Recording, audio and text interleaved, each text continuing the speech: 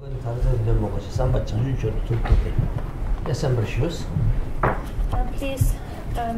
cultivate or engender the motivation of bodhicitta and listen with that motivation.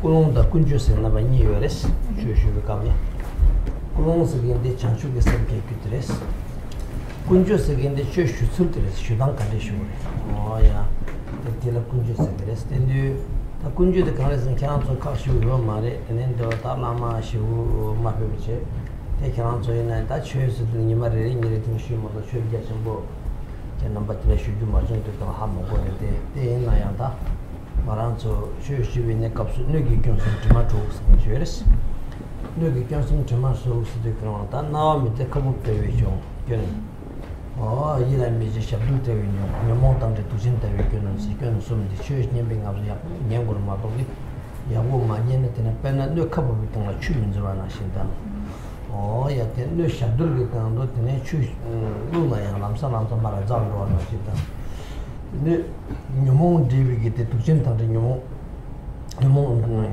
tukchen tante nyomon tante tukchen tevi kyotsi nyomon pe gite shedan chushiwi ne kabuto sha shedan ar khala sobi kulong undulang tene nyemba yen panchu tene penna tene se sangburo tuk dewa na shinche gite kyon yore son yore te te indu kama ngaranzo tamche chushiwi ne kabuto ya sushin tevi kone nyengoro ma dogi chushiwi kama tene je kulong dhamindra dan ne chopan dhamindra chuna tene chöte ya boji topu mare tene ta kiransu tamje senme shapu gigin sene chere se panje chö tangbo shu de kana go shu tsenen juk sa sa bodo shu tamje togor manda kenso del to se kangal tidu chö shu gi chilo ro se kan chö shu gi ne tudeng ne no tene chene chö togo mare chö se gente go ni ju bodo ya boji nyang go ma do ge go ni ju go me ju me tene ta kaka gi le ga yu ki so ting ma ga na so de le ga ro ne ke je gi no yuendo hawo de men na chu ngoni se ta tangu ni shu sa shi pu ji jene zun ju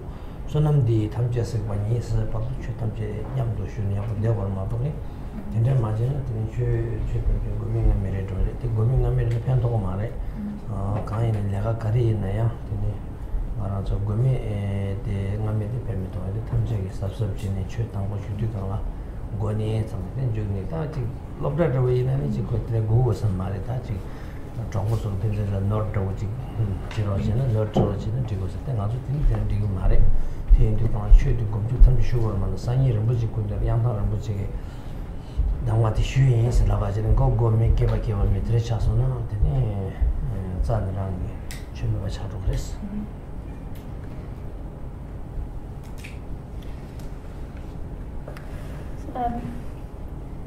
I want to mention a few basic points at the outset of this session. Maybe it's not necessary to repeat these points. Most of you are old practitioners and probably received many teachings and then heard what I'm going to say many times before, but nevertheless, when receiving teachings, whatever the teaching may be, then we need to receive the teaching with the correct motivation and also conduct. So these 2 points are talked about when receiving teachings. When discussing the way in which we should receive teachings, the correct motivation and correct conduct. So the motivation is the mind of awakening, bodhicitta. That's the motivation with which we should receive Dharma teachings. But in addition to this motivation, we also need to apply the correct conduct. This means basically a certain the way in which we listen to and receive teachings. That's what's meant by the conduct here. This includes so when these points are discussed in the teachings, then regarding the conduct to be kept when receiving teachings, then 3 faults of the vessel and 6 flaws are mentioned. The 3 faults of the vessel are being like an upside down vessel, a broken vessel, and a vessel containing poison.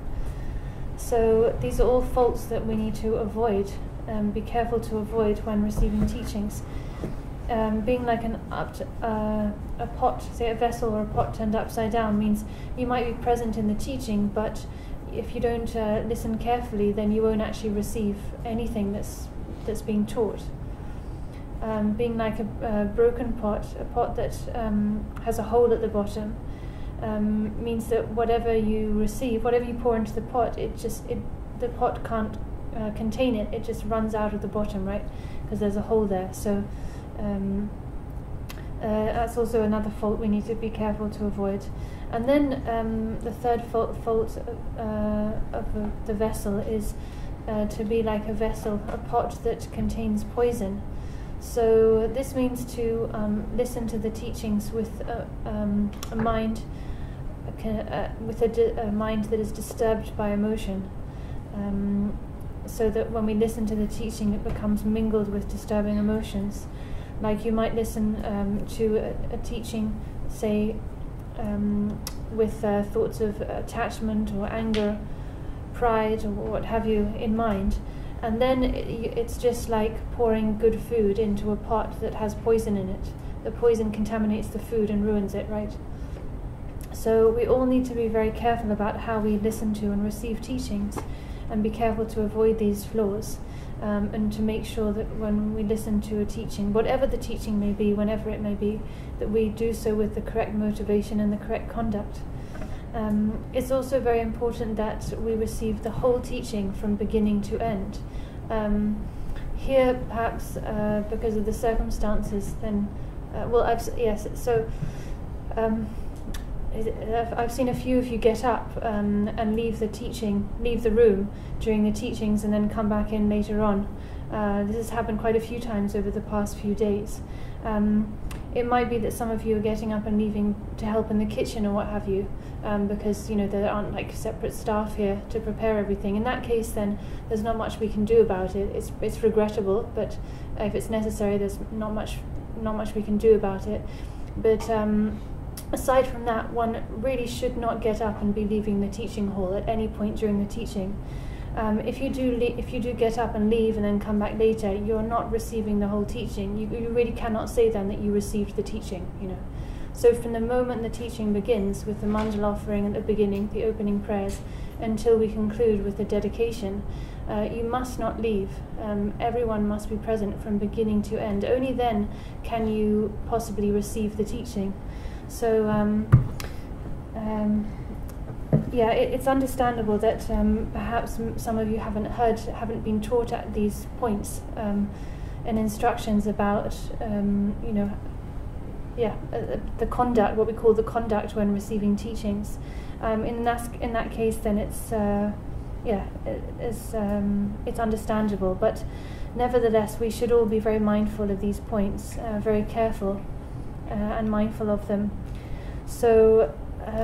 Of course, if you're receiving teachings in a secular context, like in school, then probably these same points don't apply, right? It's quite a different circumstance, quite a different situation, and probably it's of no consequence really if during a school class you maybe talk a bit with your friend, pass notes back and forth and stuff like that. But this is quite different. So in this context of receiving Dharma teachings, it's vital that we keep these points in mind and uphold the correct conduct. Otherwise, if you, say when after tomorrow when we conclude these teachings, you then say to someone, "Oh, I received this teaching by Rinpoche on Yangtan Rinpoche's text. I received an explanation on that from him." But actually, you were in and out of the teachings, getting up, leaving the teaching hall, and coming back, and so on.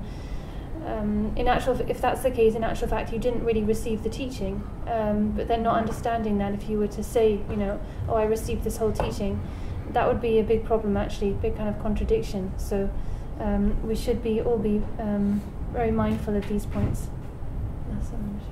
Today in the Kala, Dodungu, Kobana, Dodungu, Kobana, Consolosana, Yantabu Dushishi, Yantabu Dushishi, the Kalasna, the Rangila Nebin Dushake Brachao, the Church against Sona.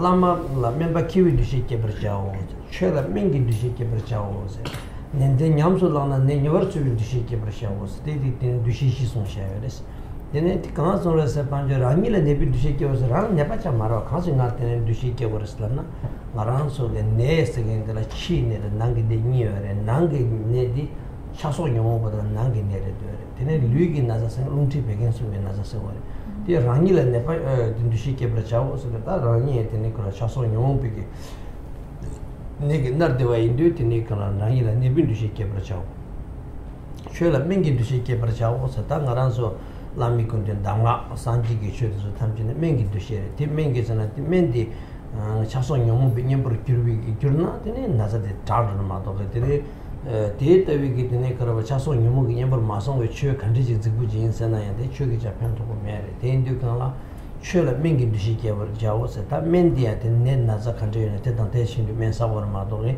면사 신부인라 탐질의 엔디비디 가연사는 팽이 말와 되네 그런 거라 나자를 바위게 면사워로 데이터위기 되네 데레서 말이야 아야 되네 라마라 멤버 키빈두시게 버자다 맨 망고지 요나양 doctor yakuji me paji men naza karil men karisa haku marwate men ditan ditaw sa gila doctor kewaji ko wale te doctor kewati ge men dire sa sana te deda na shi ji sawa ina naza phengre pe te na jin jege ngaran so kamda ongo so indu kama mila den ren do sha shu jembo re cha do shu jembo re nga ja shu tan do na shi so kewo yin su je ji da ji de sha she da ngar ge na sa me ge yo ma shu shi ju ma do le de indu kama te rangila te ne bindu shi ke bar chao chöle mengi dushe kebra chao gewi shenyen la ne karapra memba kiwi dushe kebra chao sa nende nyamzo lana ne nyavar tsebi dushe kebos nende nyamzo lana se gena chö na so ana shi lami gi ka kanyin ba so lami gi ka na shi duk ne karapra chö ina ya te chö shin de chene ngaran so de cheba ina te nende nyamzo lana ne gir pena doctor ge lagi na shi men sa lusal sa topje ina ya sadang nyaldang tamje de doctor ki shebana hichina ngado naza chagarwa te induga dinaji majina naza chaga mare chui na lama kunde chui la chui de ta de lami ki kana ji badu na pen to mare te induga la lama ki chui nang segen de chui dudang chui nyandang chui nyandang da dudang tamji de sebo te induga la ta nyenju se kina zo kame no jo ga lama shi wo te men chui ji da mare situation is just lot of that now lot of that come by jana the correction and the thing now the share go the chick the car americans so consider the you mare ni so sona ta ti lab ki de ya nga ta ti ni ma khashi jira kyan so la ma do cha de kala ni malab de kasum de jana ya ni kyo ro sa ya be ma re bu ji ko de ni ma mo chue chue de chue chin yan dan de de se lam gu mi do nga so ha ma go so kyan so ge nga la kyo ndo tak sa de nga la chi ro de indi ni nga ran she ba de kyan so lab go re de indi ka la chue yan dan de re se de indi ka yan ta bu du she shi se ta ti rani la ne bi du she chue la me gi du she ge wi she ni la me ba ki wi du she ni de nyam so la ne yor se du she se de do dong bu ke ba do dong bu ko ba no ten de son res. Furthermore, in one of the sutras, the Dongpo Kubo Sutra, not sure how to translate that into English. Anyway, in one of the sutras, Buddha taught what are called the 4 genuine perceptions. So, these 4 genuine perceptions, Buddha explained are, first of all, to perceive yourself as a sick person, an invalid. Secondly, to perceive the Dharma as medicine. Thirdly, to perceive the teacher as a doctor, a skilled doctor. And fourthly, to perceive the application of the teachings as being like applying the treatment that the doctor prescribes. So, the first of these is to perceive oneself as a sick person. You might say, what does that mean? There's nothing wrong with me. I'm not sick. Why should I think of myself as an invalid? When we talk about sickness, when we say sickness, there are 2 different types of sickness: outer sickness and inner sickness. Inner sicknesses are sicknesses of the disturbing emotions, attachment, aversion, and the like. Those disturbing emotions that afflict us. Outer sicknesses are the physical sicknesses caused by a disturbance in the elements that make up our body, wind, bile, and phlegm, those elements. So here when we say perceive yourself as a sick person, we can understand we are in fact afflicted by internal illnesses of the disturbing emotions. So we need to acknowledge that and perceive ourselves as a sick person in this way. The second of these four perceptions is to regard the Dharma, the Buddha's teaching, as medicine. All of the instructions we receive from our teachers, the teachings of Buddha Shakyamuni himself, all of these are taught as remedies for the afflictions, remedies for the sickness of the afflictions, that are intended to be applied so that we can recover from the sickness of the afflictions. So in that sense, the Buddha Dharma is like medicine. If, however, we receive teachings but they don't actually act as a remedy for our afflictions, the disturbing emotions, then those teachings are not effective. They're not really performing their function. The point of the teachings is that they remedy our disturbing emotions. So it's just like medicine for physical illness needs to be applied appropriately. You can't just give everyone who's sick the same medicine, like just give antibiotics to everyone, right? People, you need to be given a specific medicine depending on what you're sick with, right? And then that specific medicine will be able to heal you. Just one medicine can't be prescribed to everyone. So the same goes with the Dharma. We need to take the appropriate Dharma medicine, right, to heal the respective disturbing emotions. The third perception is perceiving the teacher as a doctor.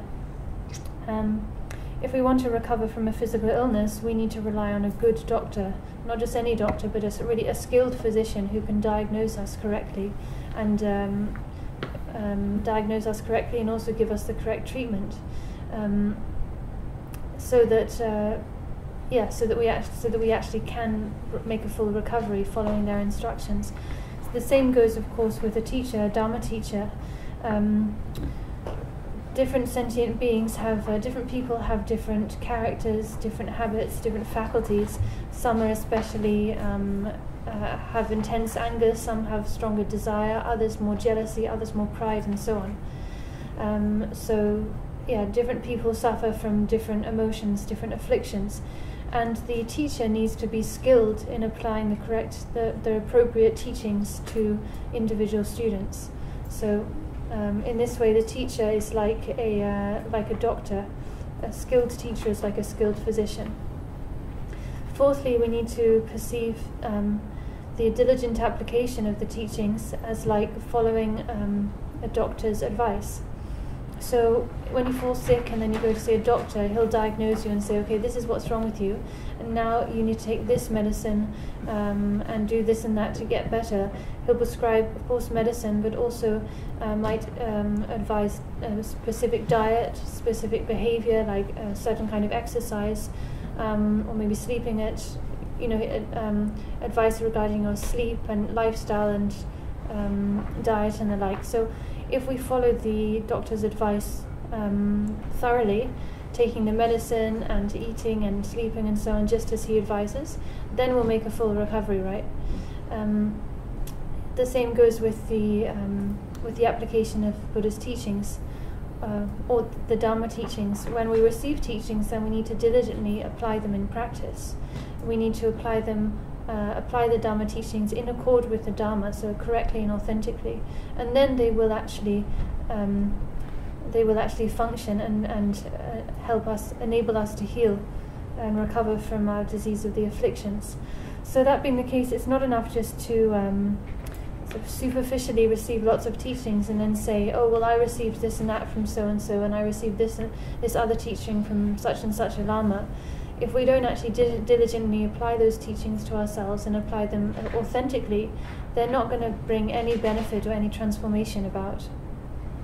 So these are the four, what Buddha explained as the four genuine perceptions: perceiving oneself as a sick person, the Dharma as medicine, the teacher as a skilled physician, and the diligent application of the teachings as like following a doctor's advice. So we need to keep in mind and apply these four genuine perceptions. if some of you are not aware of these 4 genuine perceptions, these points I'm mentioning, then that's actually very understandable. There aren't that many teachers who come to Australia to teach. It's not easy to receive the Dhamma here. So it would be very understandable if you hadn't heard about these points. And these points are all connected to the way in which we should receive the Dhamma teachings. Having said that, at the same time, it's for these few days, I'm kind of your teacher, your Dhamma teacher here, right? So at the same time, it's my responsibility to make sure that you're aware of these points. If I don't mention them at all, then and you remain unaware of them, well, that will kind of end up being my fault, right? My responsibility, because I'm in the position of a teacher here. So because of their importance, I mentioned these 4 genuine perceptions and these other points. So again, the 4 genuine perceptions are, first of all, perceiving oneself as a sick person. Secondly, perceiving the teachings as medicine. Thirdly, perceiving the teacher as the doctor. And fourthly, perceiving the diligent application of the teachings as the application of a doctor's advice. These are really very important points. Yeah. Tadea Luchigla Kanis Panjumden Degi Dinala, Andonala Consoresena. Should serve in neck of so, say, Yan Dushiri, Yan short serve in neck of so, Tay this Watao. Should Yebi neck of so, Dark Dalanya Batao. Should Dubin neck of so, Yatadi Tat Patambasangi, Patambasangi Dushishi Sone. Then do Kala, should Dubin neck of so, Yatok the Sasawatao. Chutine Gomba want to kill when neck up so Kubi, Puram, Ronawata was a Tashid goes, Tilapja de Pemigi, Chapchimushitayores, Kandisana, Pachu, Tambung around so she Zaldu condition at Salvor, she Totan Cadeta, Tango Chu Zaldu Tini, Chu Zal Savage, so chewing and down the condition Yangore. Tini, Yensa with Jeso, Chu down the condition of Gores. They should do Serpanje, Topa and then the condition villagers, Tidi Patambasangi.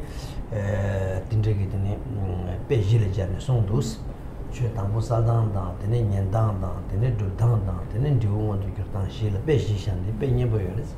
The guns that Chutzer with Nekasu, and Kiranzo Tuneta Chambore, Tenene, Chutzer with Kausta, or Dini Chundu, Unigi, Arangi Chedantidan, Patabasangi Songa, the Digdus, or Dini Chedantidan, Tabasangi Songa, and Digmido, Aran Nordus, and Choosing the rank correction security, should up on your rank and digital Pagi Kansas like soon to Tita Girua, Notin the Kanta, Tango, choose serving the capsule, try there the trust Jatas in Junior.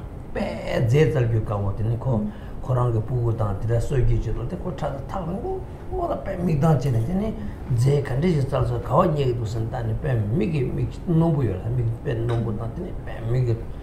Ngaranso ina ship sapochi na tsal ni ze jon lamsang te ze takringu ni ze tsal jon ze di zalgres pe te na jin jege lama godam na yungu mare chö godam na nyengyu ngo mare te de meso puti so yang gal ni chitr tuki partu tamchö tsal ngaranso sagi chumdin de so na chö tsal gore lama khawala shudu chö kandeji shudu te tsal ni lama shuksa ta lama tian lama yang ta ba chö ina chö muni ge chö yang ta ba Kande to Tizalguti, the Keshabu Manzare, Tangaranzo, Ding Dukala, Taigi, Tango, Selvin Nekasu, the Nekrabara, Tanashi Gores, Tagizera Solata Gos.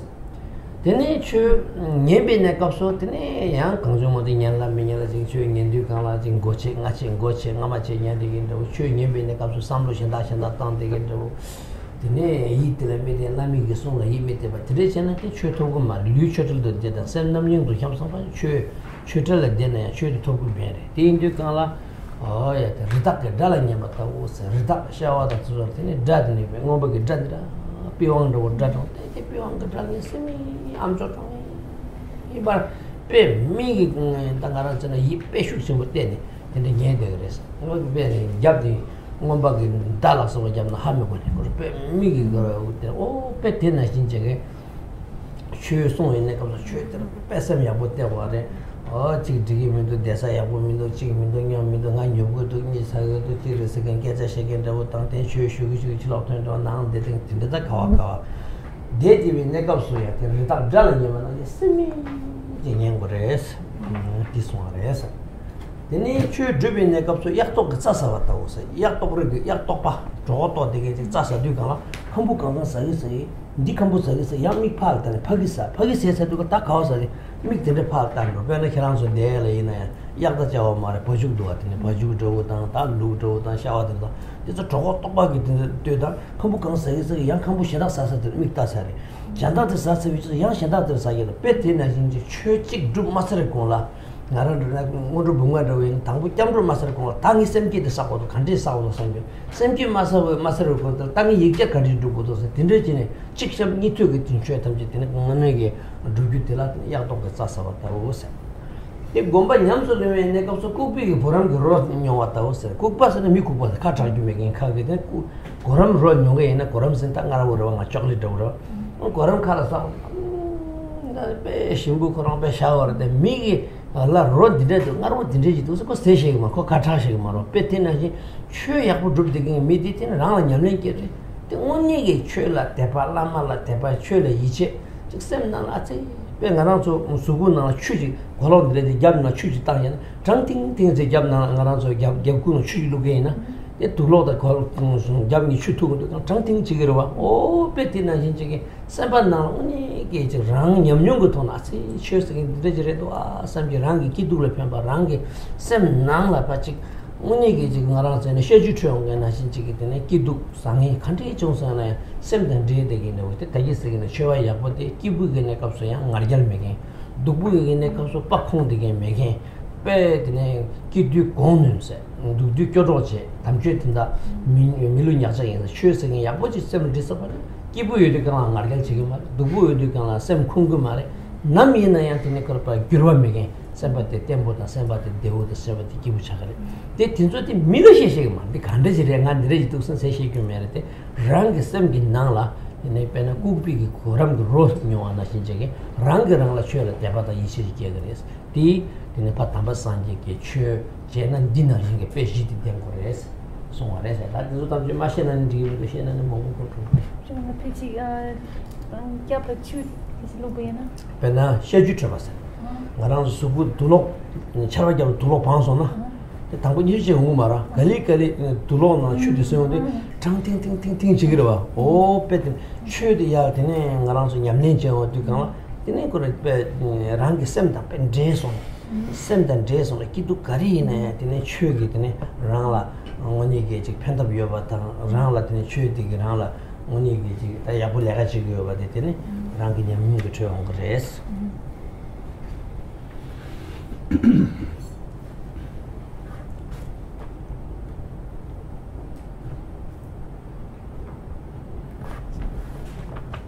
There's another four perceptions, four set of perceptions taught by Padamba Sangye. They're similar, and these are also four very blessed and really beautiful points, helpful, blessed and beautiful points. So Padamba Sangye said, first of all, when seeking out the Dhamma, one should be like an eagle searching for food. Secondly, when receiving the Dhamma, one should be like a deer listening to music. Thirdly, when practicing the Dhamma, one should be like a hungry yak eating grass. And fourth, when cultivating the qualities and realizations through practice, one should be like a mute person eating molasses. So these are four very apt and beautiful examples for practitioners. And it's very helpful to hear things like this.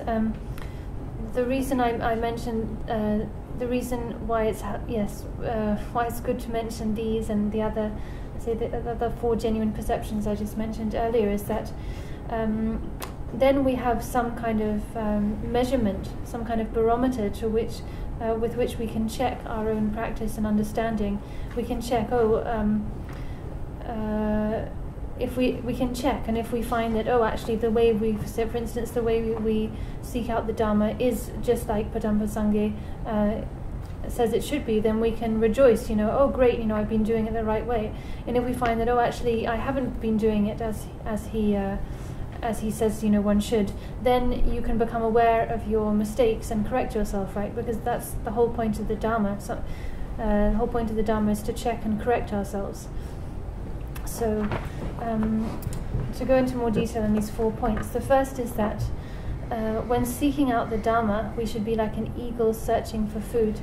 So an eagle is a kind of bird that has very, very sharp eyes, and it loves to go out and search for food, hunt for food for its offspring and the like.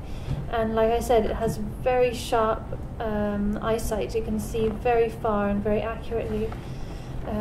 So it flies long distances looking for food, and it can see very far with its eyes. And as soon as it catches sight of some food, then it descends on that food and catches it perfectly. So this is an example of how we should seek out the Dharma. We need to actively seek out the Dharma, search for the Dharma. It's not something that's going to just come and arrive on our doorstep without our looking for it. It's not like someone's going to come knocking on our door saying, here it is. We, from our own side, have to go out and make the effort to look for it, just as earnestly as an eagle searching for food. As it said in the Some Aspirations, I will, like eon after eon, I will search for the sublime Dharma, even if it involves walking across roads of blades or walking through fire. So, you know, that's how it's taught that we should search out the Dharma, like an eagle looking for food. So we need to actively go out and look for it. Secondly, once we've sought out the Dharma and then it comes to listening, to receiving the teachings, then we shouldn't listen to teachings half-heartedly. Like, we shouldn't listen to it. Whenever we receive a teaching, we should receive it from beginning to end, not like missing the beginning or missing the end or missing a bit in the middle. Also, we shouldn't listen to teachings with a distracted mind, or with a doubtful, suspicious mind, not actually trusting the teacher and what they're saying. If we listen with those kinds of states, listen in those ways, even if we're physically present while a Dharma teaching is being given, we won't actually really receive the teaching. We won't obtain it because we're not fully present, right? So that's why it said when listening to the teachings, Padma Sangha says we should be like a deer listening to music. So deers love to listen to music. The example usually is the example of music played on a flute. It's said that you can utterly captivate and catch the attention of a deer by playing flute music. The deer will just become, their ears will spring up, and all of their attention will just be focused on the music. They will, they get so absorbed and captivated by the music, they cease to be aware of anything else. So much so that if you catch a deer's attention with music like this, then hunters actually have the opportunity to sneak up from them from behind. And the deer, because it's absorbed, it won't be aware, and then the hunter can shoot the deer, actually. But the point is to be as absorbed and captivated as a deer is by music. So that's why this example is given. This means that we really need to focus completely one-pointedly on teachings when we receive them. We shouldn't be thinking about our cushion, my seat's not very comfortable, this cushion isn't so good, oh, I'm a bit bored, this is taking a long time. And then, start chatting to your friend beside you, and then maybe, get up and go out the room for a bit. That's like the antithesis of how we should listen to the teachings. We absolutely should not receive teachings in that way, but rather in the opposite way, completely one-pointedly focused, just like a deer that's utterly captivated and absorbed in the music it's listening to. It's not aware or thinking about anything else, just that. So that's how we should listen to the teachings. Then thirdly, when we put the teachings into practice, how should we do it? We should practice like a hungry yak eating grass. I don't know if you've seen yaks eating grass, but if you have a yak that's very hungry, it will eat, it'll be munching on one piece of grass, and while munching there, its eyes will be looking to the next patch of grass. And when it moves there, then again, while it's eating there, its eyes will be looking at the next patch of grass, and it eats like in this very determined, orderly way, like always looking, even while it's eating in one place, looking for the next place that it can eat from. Probably the cows you have here eat in a similar way, always looking for the next patch of grass to eat. So this is how we should practice. Say we're doing Ngondro practice, accumulating that 100,000 times 5 repetitions of the preliminaries. So when we're accumulating refuge, we should already be thinking about, okay, I need to accumulate bodhicitta, and how am I going to do that? We should already be thinking about the bodhicitta practice. And when once we start the bodhicitta accumulation, we should already be thinking then again about Vajrasattva practice, which is what comes next, and likewise. So we should always be kind of thinking to some extent about the next step, just like a hungry yak eating grass.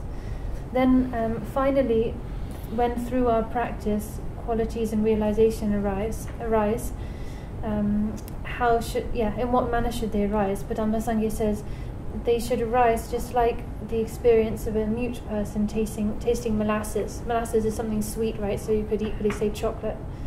When you give a mute person chocolate or molasses to eat, they experience the sweetness and the deliciousness of it directly, but because they're mute, they're not able to verbalize or explain it.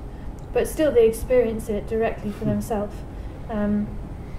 So this is the way that excellent qualities and realization should dawn within us as a result of our practice. It should be that the more we practice, then the more faith and confidence we feel in the teachings and in our teachers. Qualities, like faith and confidence should dawn within us and increase and strengthen more and more.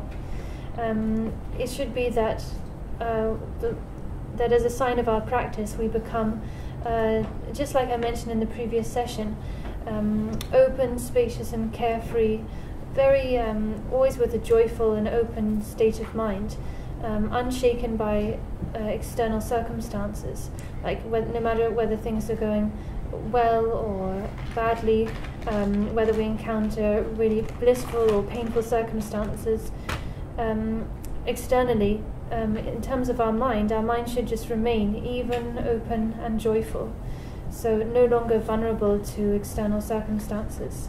That's a real sign of having mingled your mind with Dhamma practice. So an example for this is like the damp. Say you go outside and you get soaked in the rain. The rain soaks your clothes, but it doesn't. You don't immediately feel that on your skin, right?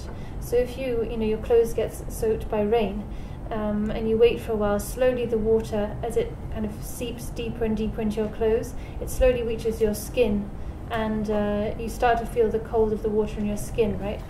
So it's like that. There should just be this natural growth of qualities and the experience of realization within us. Just like water seeping slowly through our clothes and touching our skin, so that we're kind of we feel the cold and freshened up by that. It's kind of that kind of experience. The point is that we need to, through our practice, we should be able to experience the benefits of Dhamma practice directly and internally for ourselves, so that we come to see, not just in like an intellectual or verbal way that we've heard about the benefits and we can talk about them, but actually we experience them. They become a real experience for us directly internally. So that's how qualities and realization should arise as a result of practice. Yeah. Ta chue nyandang do de jega chi shos ta mo de tile gewa shege na nugi gyosa tomato se ta nyenyor gemme pa ta ne chi ta sem yang gemme pa ta oda tinde gi ne 다 인력이 견선 지마축스니 요레스 지마축스 지마스긴데 다 잡아봐 어디나 신기된 렐로당이 담가지 셀렐로당 담가지 바당 마테바당 라마라 마테바당 드네 ngajallamale ngachai ngajal kejuta 드네 렐로당이 담가지 친구들이 제주지에서 니트와당 nam sempe migi 양와당 라마레 ngachewa이 ngajalche와당 드네 최다 라마가 대바미가 띵가디 네 최슈주기 경아래 tat인소 양바에 들어가는 유능구장 tat이 유슈다 왠지 그런 게 되어 도도이스. There's a lot more that could be said about this. You can really go into detailed explanation of these faults, like as I mentioned before, the 3 faults of the vessel and the 6 stains. These are all faults that we should avoid when receiving teachings. The 6 stains are laziness, falling asleep during teachings, falling prey to laziness, forgetting the instructions, lacking faith in the teacher, pride. So pride that thinks oneself is more learned or greater than the teacher, and then getting overly distracted or being very dull and not focused. So these are the 6 stains that should be avoided when receiving teachings. So I won't talk more about those. We'll turn now to the teaching itself. Yes. 야, 다른 저기 저거 뭐 무엇이 기타와를 되게 얘기 삽질이 나랑 수행이 시작된다. 이 삽질도 자고 말인데 정말 개발이 기도는 세대가 다 처음에 받아 쳐버려서 근데 바로 개와 쉬운게 돌라 근데 뭔주지가 무시니샤 근데 뭔주디 다도 돌람시 공도선 다 무시들라 근데 따왔던 공부 쳐봤던 지우선 시여가지네 다 당부 따와시 버려도스 근데 다 당부 따와야 돼 티소쇼. So we continue now with this text. In the previous session, I presented it with a certain outline. This outline is of my own making. I'm imposing this outline on the text. It's not actually built into the text itself, but as I said, we can look at the text in terms of the excellent virtue of the beginning, middle, and end. The excellent virtue of the beginning, I said, involved the title, homage, and so on. We covered that, and then we moved on to the excellent virtue of the main part, which I presented in terms of 2 sections. First, the preliminaries, and second, the main part. So the preliminaries I explained as involving the outer common preliminaries and the inner uncommon preliminaries, and we've covered both of those. So now we come to the main part, which involves a discussion of the view, meditation, and conduct. And the first of these is the discussion of the view. 다 뒤인데 그만 당고 뒤에 따와 못 잡았더라 양 뒤에 따와 못 줬을때라 당고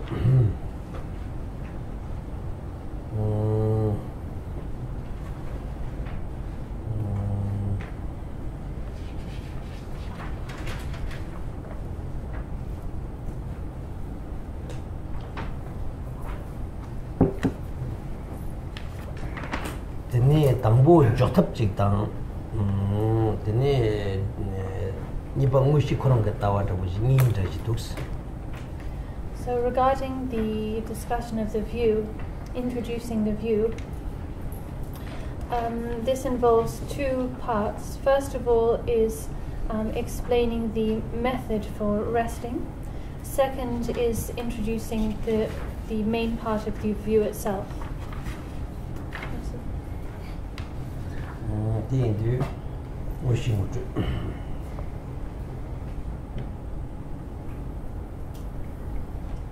다 당보 강송됐으나 다 당보 디콜라 고하고 고기도 강하으나 카파르라 마타 술라 뜨세 알레레 당보데 쳬셈니 멜롱 스긴드나 카파르라 마타 술라 뜨 카파르다 출와 랑규이 카츠르다 랑게셈라 6 다디 섹슈얼로가 지기 티송도스 다디 강소스나 교에서 딱 알아서세래 다 다산 디년에 카브리오치게 라마테 챤라 칸 차원에 직스 말에 라마 오차원을 라마 차원을 쓰라래 그런 데는 섬긴고 저거 전부 그거 다 삼구요나 그 섬니 메롱 색사나 섬기 메롱스 다 살고 지금 메롱스 되게 살고서 통기 가르때나 해사고 통기 rangi rikpati ngwasan shona kapala mada shona döse sona tandi songju chiri sepanjo tangbo semni segendi hapo semni segendi semni sedi kanla rikpati sabore rikpati sula yore sena ngarang tam jirla den semjen tamchigi gyula rangjunga rikpati semni sena semgi chuni segendi semni segendi semgi chuni den deshe nyingbo de semgi chuni tam semgi tene semni sene deshe nyingbo de tene 탐제라 아야 tene semjen 최종 매와 탐제라 tene 뜰라 마르기 잡아나 신지 시기 되어지고 있는 거 잡도 요래 요나양 tene sem긴 오고 마시네 단다 버던 가랑서 감성 콜와 캠데레 다 단달라미 가진다 추조고 집에 담가라 때네 리방 모트 그 기대 tene 태탄 당쇼 개침버들에 대 리방 모트네 대 곰비 냠솔라네 tene 디우산기 고방 뭐지 토고가 인도 당보 리바 semni 코랑게 어디 가인바 디 하고 주디 개체바인데 semni 멜롱 싱드나 사실 데버시키 닝보 랑중게 이시 딩이디 되게 떠버는데나 카팔라마도 설라도에서 카팔라마도에서 네 카팔타스는 주다 티로 렉처리 당가서 칼파스 공부 공이 셰바 유르수다 티로 렉처라서 비디 율 때 팔라마다서 교ገብ네 카팔라마다 술라 düse de surla düse rangi semgi ngoda sur düse semdi chindajido semgi gyundo o ya tene kandedo sem kande gyudo sam kande ne semdi chindajiredo didi tambo tawales se kaparla mada surla dü kaparta chuwa rangyu in se kaparatani o ya te bena tene suta tiro raksa tamji tudu samjo so ti chuwa de indi ngaranso kansam gore서 ngakibudu 팔쪽에 미디기 나기부터서 민기 기부죠 유이 기부죠 톱기 기부죠 상거래 야디 내가 누구죠 미디기 나 누구 땅서 나 빼샤면에 누구죠 나 총야고 맞네 누구죠 나 내가 쇼는 나 누구죠 나 찍찍 맞아 대화다 누가 탐지리 친구부가 때죠 삼는 알아 삼진 출당도 진짜 출고다 라마 출고나 티 출고래 지데버 출나 티 출고 수도 수 출고나 출당디 친구부가 율기랑 라데도 지게도 상주디 먼저 출고 좀 사드려서 카파르티 출고 랑주인 카츠르티 랑게 샘라 세이스 다 출고도 뭐였어 출고도 뭐 마송 파죠 감중 걸어왔다비 뒤메레 출당 간에서 다나 간지 출고도야 나 가와를 찾아도 율수다 지로저 수 제월을 찾아도 단님불을 찾아도 민다 땅다 년달라 챙겨도 가리 챙겨도 너나 되네 뒤조 탐지 착사디 야부지 단에 뒤조 탐지 착인데 셈레 마도 그 셈레 lokso기로 수지 요 말해서 카츠르티랑 게 셈라 6라 다 6 셰서와 6 디인디가라 야 아직 뒤서 다다 어디디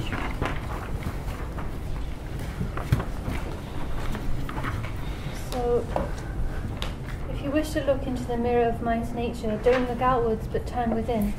Looking outwards brings perpetual delusion, but look within and you'll see your own mind.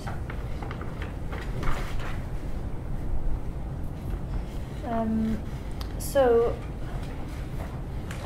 if you wish to look into the mirror of mind's nature, so the example for mind's nature here is a mirror. The example given is a mirror. A mirror is something that is by nature clear, right? Clear and lucid. So that's because of mind's natural clarity. Then this example of a mirror is used here to describe mind's nature. When we say mind's nature, we're talking about intrinsic self-awareness, natural intrinsic awareness. And this is what we first need to understand, actually. First of all, we need to understand mind's true nature, namely intrinsic awareness. And this is something that is intrinsically present, naturally present within the minds of all sentient beings. All sentient beings have within their minds self-arisen intrinsic awareness. This is the true nature of mind, the essence of mind. We can Buddha nature, Sugata Garbha. It's intrinsically ever present within the mind streams of every single sentient being, high or low, whatever state they might be in. just like sesame oil is naturally present throughout a sesame seed, pervades a sesame seed. In spite of this being the case, in spite of this intrinsic awareness being ever present, up until now, sentient beings have failed to recognize this fact, have failed to recognize this intrinsic awareness. And so, because of that lack of recognition, then from beginningless time up until now, our sentient beings have remained within samsara, circling within cyclic existence. If, though, we encounter a teacher and receive from them instructions, direct instructions, then through those instructions we can come to recognize our intrinsic awareness. And if we if we then train in what has been pointed out to us, if we then train in that recognition, we can, through training, realize complete awakening, enlightenment. So, in order for this to happen, though, first of all, we need to recognize, this is like the major first point, gaining recognition of mind's intrinsic nature. The true nature of mind, as it says here, the mirror of mind's nature. So to do this, the text says, regarding this, the text says, don't look outwards but turn within. So don't look outwards, meaning don't turn your mind outwards towards the 5 external objects of the senses, form, sound, smell, taste, texture, and the like. Don't let your mind be, don't turn outwards and get caught up in in the perception of these external objects, but rather look within, turn within. So turn your mind away from external objects and turn your attention inwards towards your own mind. Look at your mind and ask yourself, what is it like? Is my mind moving? Is it wavering? Is it still? What is going on in my mind, and what is it like? When we look, as it says, looking outwards brings perpetual delusion, or you could also say like ordinary delusion, ordinary common delusion. Because when we look out and we get caught up in the 5 perceptions of the external objects, then we become deluded by that perception. We come to think that our happiness and our suffering is determined by those external objects, by our experience of them. This is the same for all of us, for all sentient beings. We think, oh, you know, I'm very happy, things are going very well for me, I'm very happy because so-and-so said this to me, so-and-so gave this to me, or, you know, my job's going well and I gained this and that, so therefore I'm happy. And then sometimes we say that we don't feel well and we feel sad or upset, things are not going well. Why? Oh, because this and that happened with so-and-so, or I lost this and that, or so-and-so said this to me, so therefore I'm upset, I'm unhappy. So we get caught up in our perception of these external objects and perceive them as real, as truly established in and of themselves. We grasp onto those, and then with this deluded perception, we come to think that it is the goings-on of these external objects that determines our happiness and our suffering. So this is what's meant by ordinary delusion, this ordinary delusion that we're caught up in. And this is the same for all sentient, anyone who is caught up in this kind of mistaken perception is deluded, whether they be a mundane, worldly person, whether they be a lama, a seeming practitioner. All of this when you have this kind of mistaken perception, it's deluded perception. So this being the case, the text says, looking outwards brings ordinary delusion, so instead look within and you'll see your own mind. So turn your attention away from the perception of these external objects and instead look inwards at your own mind. So look at your own mind, the state of your mind. Check actually what is going on there. What kind of emotions are afflicting your mind? Attachment, aversion, desire. How much desire and attachment and clinging do you have, or is clinging present there at all? So that's what's meant here when it says look within and you'll see your own mind. It's telling us to look in, to turn our attention in and examine the state of our minds. 야, 다 디 카파르라마다 출라뚜 카파르디 출와랑기 카sur디라게 셈라 세게세겐테 도나온디게 텐루기님 부지 송샤레스 디 ngoma 상기 점된 대기 빼지잖아요. 되네 다 난저바 남기 되네 그러바라 킬라 도시와나 신치기오 마레스 싱글라 도시와나 신치고레스 난저바 총이 되네 킬라 도시리 강치고레스 반주 킬라 도시도 키다 도시잖아 키디 미디 도슈긴들 소마geb지 키 돌소 치르죠. 아니 돌소 소게 되네 돌 샤바기 돌소 치르죠. 되네 미소게 되네 킬레브잖아 도디 슉 체로 제주 쭉 링도 방 도디 망도 육비 키디 디게서 거 미지 차르자도 다 치로 교 소잡든 뒤뒤도 키 소샤 배미게 소게 geb슈 세자 뭔가 되네 용거 되인데 강라 나라조 되네 킬라도 잡고 마치에서 되네 킬라도 잡니까 킬라도 잡는 망고치 망도 줘고 간사스나 코퍼기니 미고 거기 키디 거기 도샤부 줘고 봐. 야, 싱글도 잡았다 저거래서 싱글도 잡다 싱글도 빼미거리 다 로고치고 있다는 거 리포트네 거 템부이 뒤가라 돌아서 잡으면 도 작은데 소 잡았어. 뒤인데 술도 잡아서 때틀이 교운데 도 잡게 휴네 거 미리 줘줘서 뒤인데 콜로 빠지긴 용도 싱글도 잡게 요 말스 간사나 도 작게나 소 잡을 마도 돌아서 잡고 말스 뒤인데 가나 킬라 도 간사 잡는 킬라니 간사 도들 소잡네 도이쿠르 주르드 간소 잡데 간테 미기된 킬라 도망고 쇼거스 데인도 간 난지르와 남기 네 간소 냠네지게 난지게 키나지지교 마레 치레 규교 마레 생긴 하지나 나라 따오레스 좀 된데기 디송레 디송기 균진치레서 반주 나라조시 기부주나 나 파쪽 때서 두부주나 실로나 줘서 기부디안 수저티로 렉서들 줘서 데티를 잡아 망서 달 나노바 잡서 디달 두자데 달 쳔바데 데니 디간 커와 규모고사 딩년데 니 포주레 니 사상레 딩이 쪼고레 니 잘가브레 딜 쳔바치 디기 왕가 착소니 모슈쇼 벨테 감좀 커와 타메디 감로요 디디 베나 킬라 도슈겐다 오지레스 난지르와 난기 낭이 걸다는 생긴 난이잖아 낭들 따도 닌 도착때 간지지 기억에도 샤당때 간지지 기억에도 셈 다운데 샤당는 알결 기억인데 셈이래도 셈도 좀 샤버지 때 좀 노래 데인도 간라 네 리송도와 알아 저기 디나라 단데 가서 대기 샤발라니 디바치야 미제 겨오픈 좀 당호래 디바치야 미제 겨오 랑기 셈네 용순 디네 상기 템바에 셈들 사도 간 탐지 샤툴 사요 베티나 신디가 탐지긴 중고데 셈이 바하고 셈긴 모데 뚫샤 판주 네 탐지데 드네 그러버다 탐지야 툴로래 아야 드네 따따데 롱망고 장교 야타데 롱고 장 간자 두좀 먹고 저도 가서 이제 살살만 데인디가 나타 드네 데인디가 셈기 싸와도 쉬규디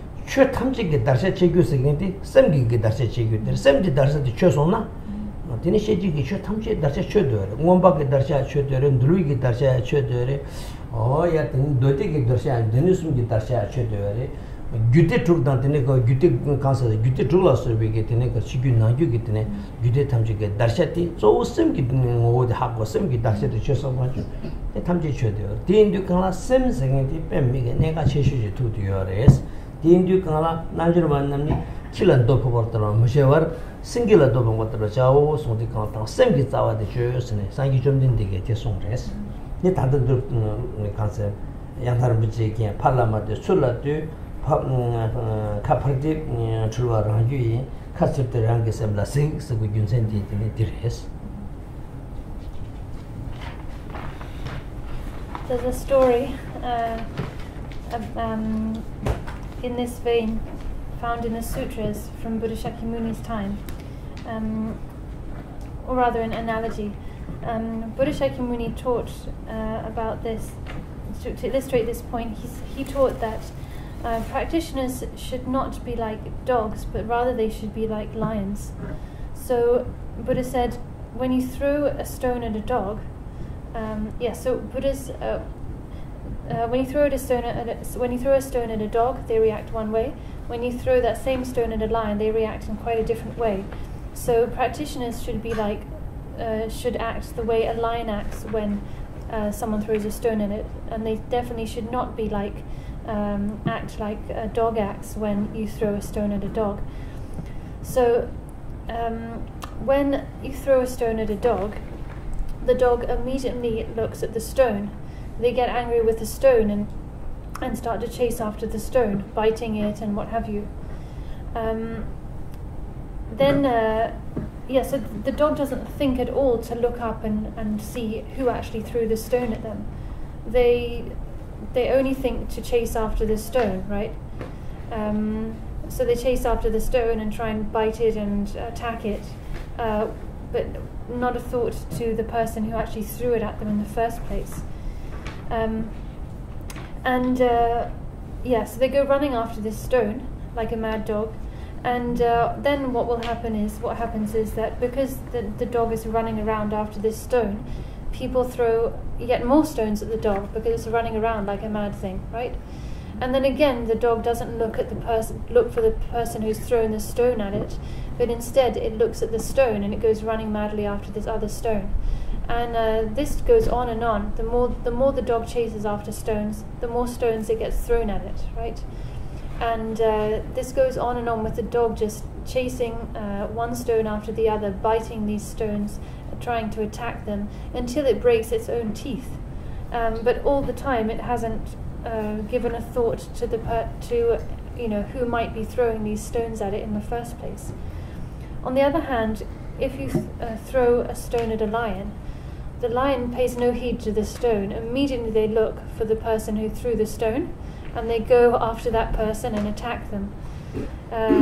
So they go for the source of the stone that's been thrown. They don't get caught up in the stone like the dog. For this reason, no one throws stones at lions, because if you throw a stone at a lion, they're going to come chasing after you. The point of this analogy is to say that rather than chasing after external perceptions, we need to turn our attention inside towards our mind. Generally, our kind of approach is that we let external perceptions decide our happiness and suffering. We perceive external objects like different forms, sounds, smells and tastes, and when they're pleasant, then we feel very happy. We feel blissful and experience pleasure. When we don't experience those same pleasures, then we say that we're suffering, we're unhappy. We perceive some people as foes and enemies, and then perceiving them that way, then we generate aversion and anger. Others we perceive as friends and relatives who we become attached to, and then from these, based on these perceptions and the attachment and aversion that follow, then a whole kind of plethora of different disturbing emotions then well up, one after the other, each triggering further emotion, further karma. And in this way, the process of cyclic existence is perpetuated endlessly. Each emotion, all the time perceiving external objects as the determining factors in happiness and suffering, and regarding some as friends, others as enemies, some as pleasant, others unpleasant, and getting caught up in this fixation of attachment and aversion, and then all the other myriad of emotions that generates. And in this way, we self-perpetuate the process of cyclic existence, and with no end in sight. So this is just like the dog chasing the stones that are thrown at it. The more the dog chases after the stones, the more stones it gets thrown at it. It's just an endless process. On the other hand, we have the lion, right? The lion who looks immediately at the source of the stone, for the source of the stone. So this is how we as practitioners should behave. So when experiences arrive, rather than presuming their source to be outside in external objects, immediately we should look inwards. So when we experience happiness and suffering, whichever tone of the shade of the emotions we may experience, we should immediately look inwards. Rather than pointing our fingers outside, immediately we should turn our attention inwards. And we should recognize the emotions for what they are. Recognize the source of the emotions and the source of rather recognize our happiness and suffering as being caused by our emotions, and then recognize the emotions as what they are, as coming from the mind and nowhere else. In this way, if we can really ascertain the nature of our emotions and the nature of mind, then we can sever actually the very root of happiness and suffering, sever the very root of this the process of cyclic existence. This is also what Buddha means in his four-line statement, which I mentioned yesterday. Buddha said, abandon all non-virtue, cultivate a wealth of virtue, and completely tame your mind. This is Buddha's teachings. There's so many other quotations and statements in the scriptures that I could mention in this vein, but I won't get into those. But the point is, when Buddha says tame your mind, this is Buddha's teachings, he's saying that the essence of all of Buddha's teachings, actually the sort of crux of the matter entirely, is the mind. To recognize that the essence of all experience is the mind and nothing other than the mind. The nature of the mind is the crucial point that we need to resolve, because everything else comes from the mind. The essence of everything is the mind. The essence of all phenomena, external, internal, all of our experiences, everything that is perceived, the essence of all these things is the mind, and equally the essence of all Buddha's teachings is the mind. So there is really nothing more important to resolve than the nature of mind. And once we've fully resolved the nature of mind, then with that we will have resolved the nature of all phenomena and the nature of all of Buddha's teachings. All of the sutra teachings contained in the three Pitakas of Vinaya, Abhidhamma and Sutra. All of the tantric teachings contained in the 6 classes, the 3 outer yogas, 3 inner yogas, and so on. Because the very root and heart of all of those teachings is the nature of the mind and the nature of mind. So if we can ascertain that thoroughly and decisively, we will have ascertained the root and heart of all of Buddha's teachings, and indeed of all phenomena. So what's being said here in the text, when it says, do not look out but look within, it's saying, just as Buddha taught, a practitioner should not be like a dog chasing after stones, but rather it should be like a lion who immediately looks to the source of the problem, the source of the occurrence, which means that we should turn our attention inwards and focus on ascertaining and fully resolving the nature of mind. Yeah, that's it. The Indian Tati, Zobachimbuki Chuti, Aranso, Yamsul against Sogeta, the cancer which is hard. Zobachimbuchi, the Lela, the debate 6 Lela, lost in a Sugilo night, Hakan who could do us some kind of Mugodo made it. The Congress and Zobachimbuchi on Kishu Tenere, Gola, Duenchimbo, Tintage. The Indian Yam de la Calica, which is a Pemi Calica, Doga, Gudi Gansu, Tamjiti, Zobachimbo Santi, the Indian Dinala Masang Chichiga Yoma, take Baramba good to Tamji the Zobachimbo Santi and the Kanani, Unige, or Dire, the Indian the rare gets Zobachimbo, really get in it, the Marcia Denani, Kawi, Domatos, and Zobachimbo, Jude Tamji, to the Zobachimbo Imbati. Nanzo che tot gume tendu kana to mitu de kawi tomatos la de zopa chimbu to da ba shena gudi tamje de jargo ren donga gudi gamse de ni tun tamje de zopa chimbu la ndu de wa indu dipe mi gi joje de kale khaboje de kawi tomatos taya pe dina jinji menga kasul mar chi sha jam zopa chimbu sen dite je kira sam gi ngo de sem le ma de de gi ma ba lega khaga mar sem gi ngo ta sho da sem de jap chu ma ji shao sho da Zobachimbo pe lela tati lela dita rongi lela ushe sare nikin sane pe Zobachimbo le pe lela ushe ushe na itin lela ure samne yang tila nangmi shane lawe yima che se pe lela chaya tinda chik sangye kyo tinda chik ina sangye kyo chakali minduwa sui ina tongcho sare wasa lawe yima che se kawe donma tongsa ta Zobachimbo ku donta ngore shakane gyude gyanchu ki donta mchi ha mago 택종 조나신 지 참제 하고 접어치면 돈 하고 요만 택바를 뭐 good 접어치면 야 상대와 접어치면 너 택바를 뭐 마디와 메바 택바름바 굿함지 야 조바 침볼에 거를 뭐 내기를 연대 야 딩게서 뭐 내기를 연대 야 딩게서 조바 침볼에 야 조대와 봐 간절라 조바 침볼이 말았던 택바름바 굿함지 빼나 립드네 리친다원다 리친부 고자 리친도 담지 통로가 나신지게 조바 침볼도 공부도 빼 통보지 딘디 강 딘데 시행도 강하니 때까왜 더 막고 조바 침볼 세계로 딱 빼자 먹고 딱 와서 규 먹고 장 와서 시오지 마지는 고사미도 따디데 응아라서 미세 뚱뚱 들이지게 딘들로 좀 같이 붙이 두게 말해 근데 롭종 같이 붙이서 땅에 접어치부터 고사 말에 해서는 이체주네. 가위 돈 마도 없어.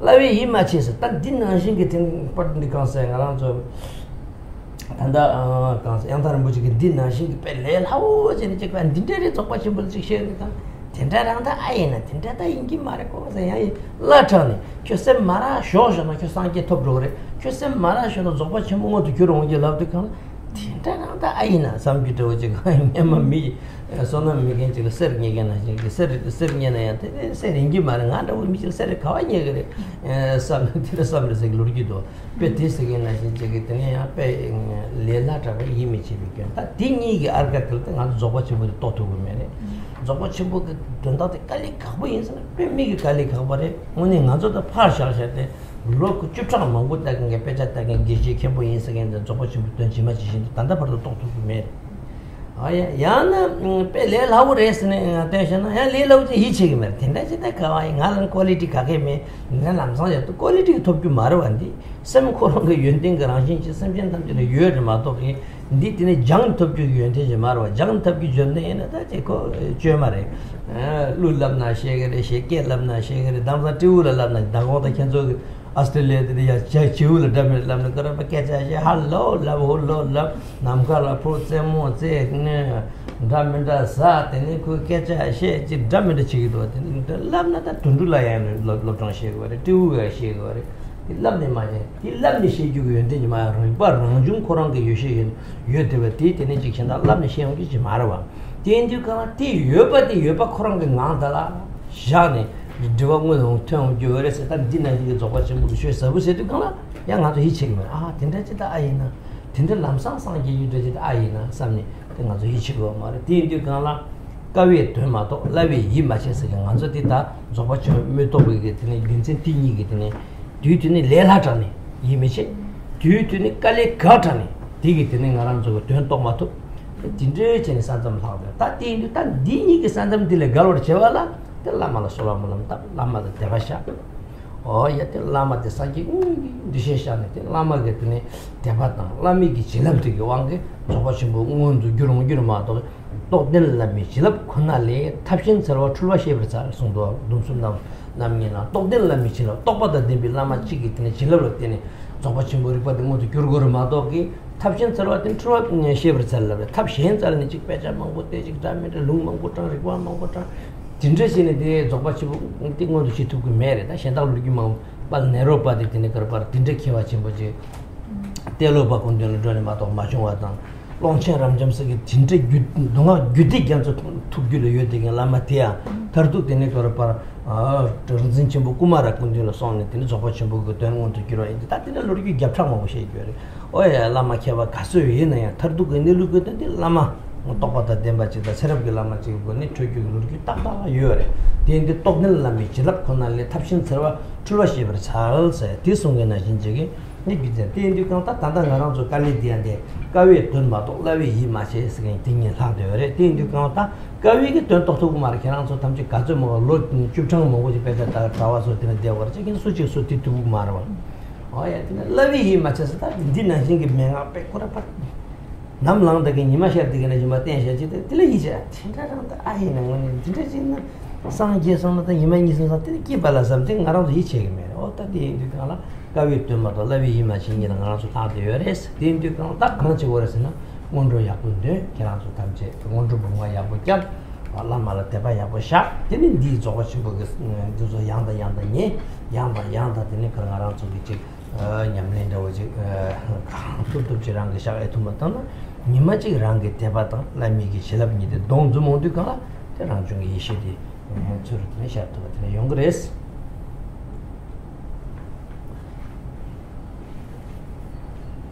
당이디 마시디가 난단다나 마시샤데 룽망고든 디타나 고디오도 Tilangi lung mangpotang riba mangpotang ti ina mangu sheshana te ngo nyora sares ti kuruma kaptu kuruma sheshana yasares tanda de kawi tuma da lawi imaji tanga to lawi iche go re tepa ta tanga ima sheshana ti kuruma tsikuruma dreshana gasares.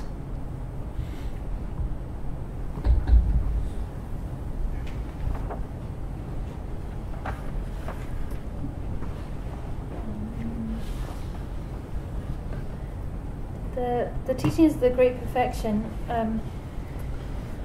on the one hand, the words of the Great Perfection teachings are, in a sense, too easy to understand, too simple and easy to understand.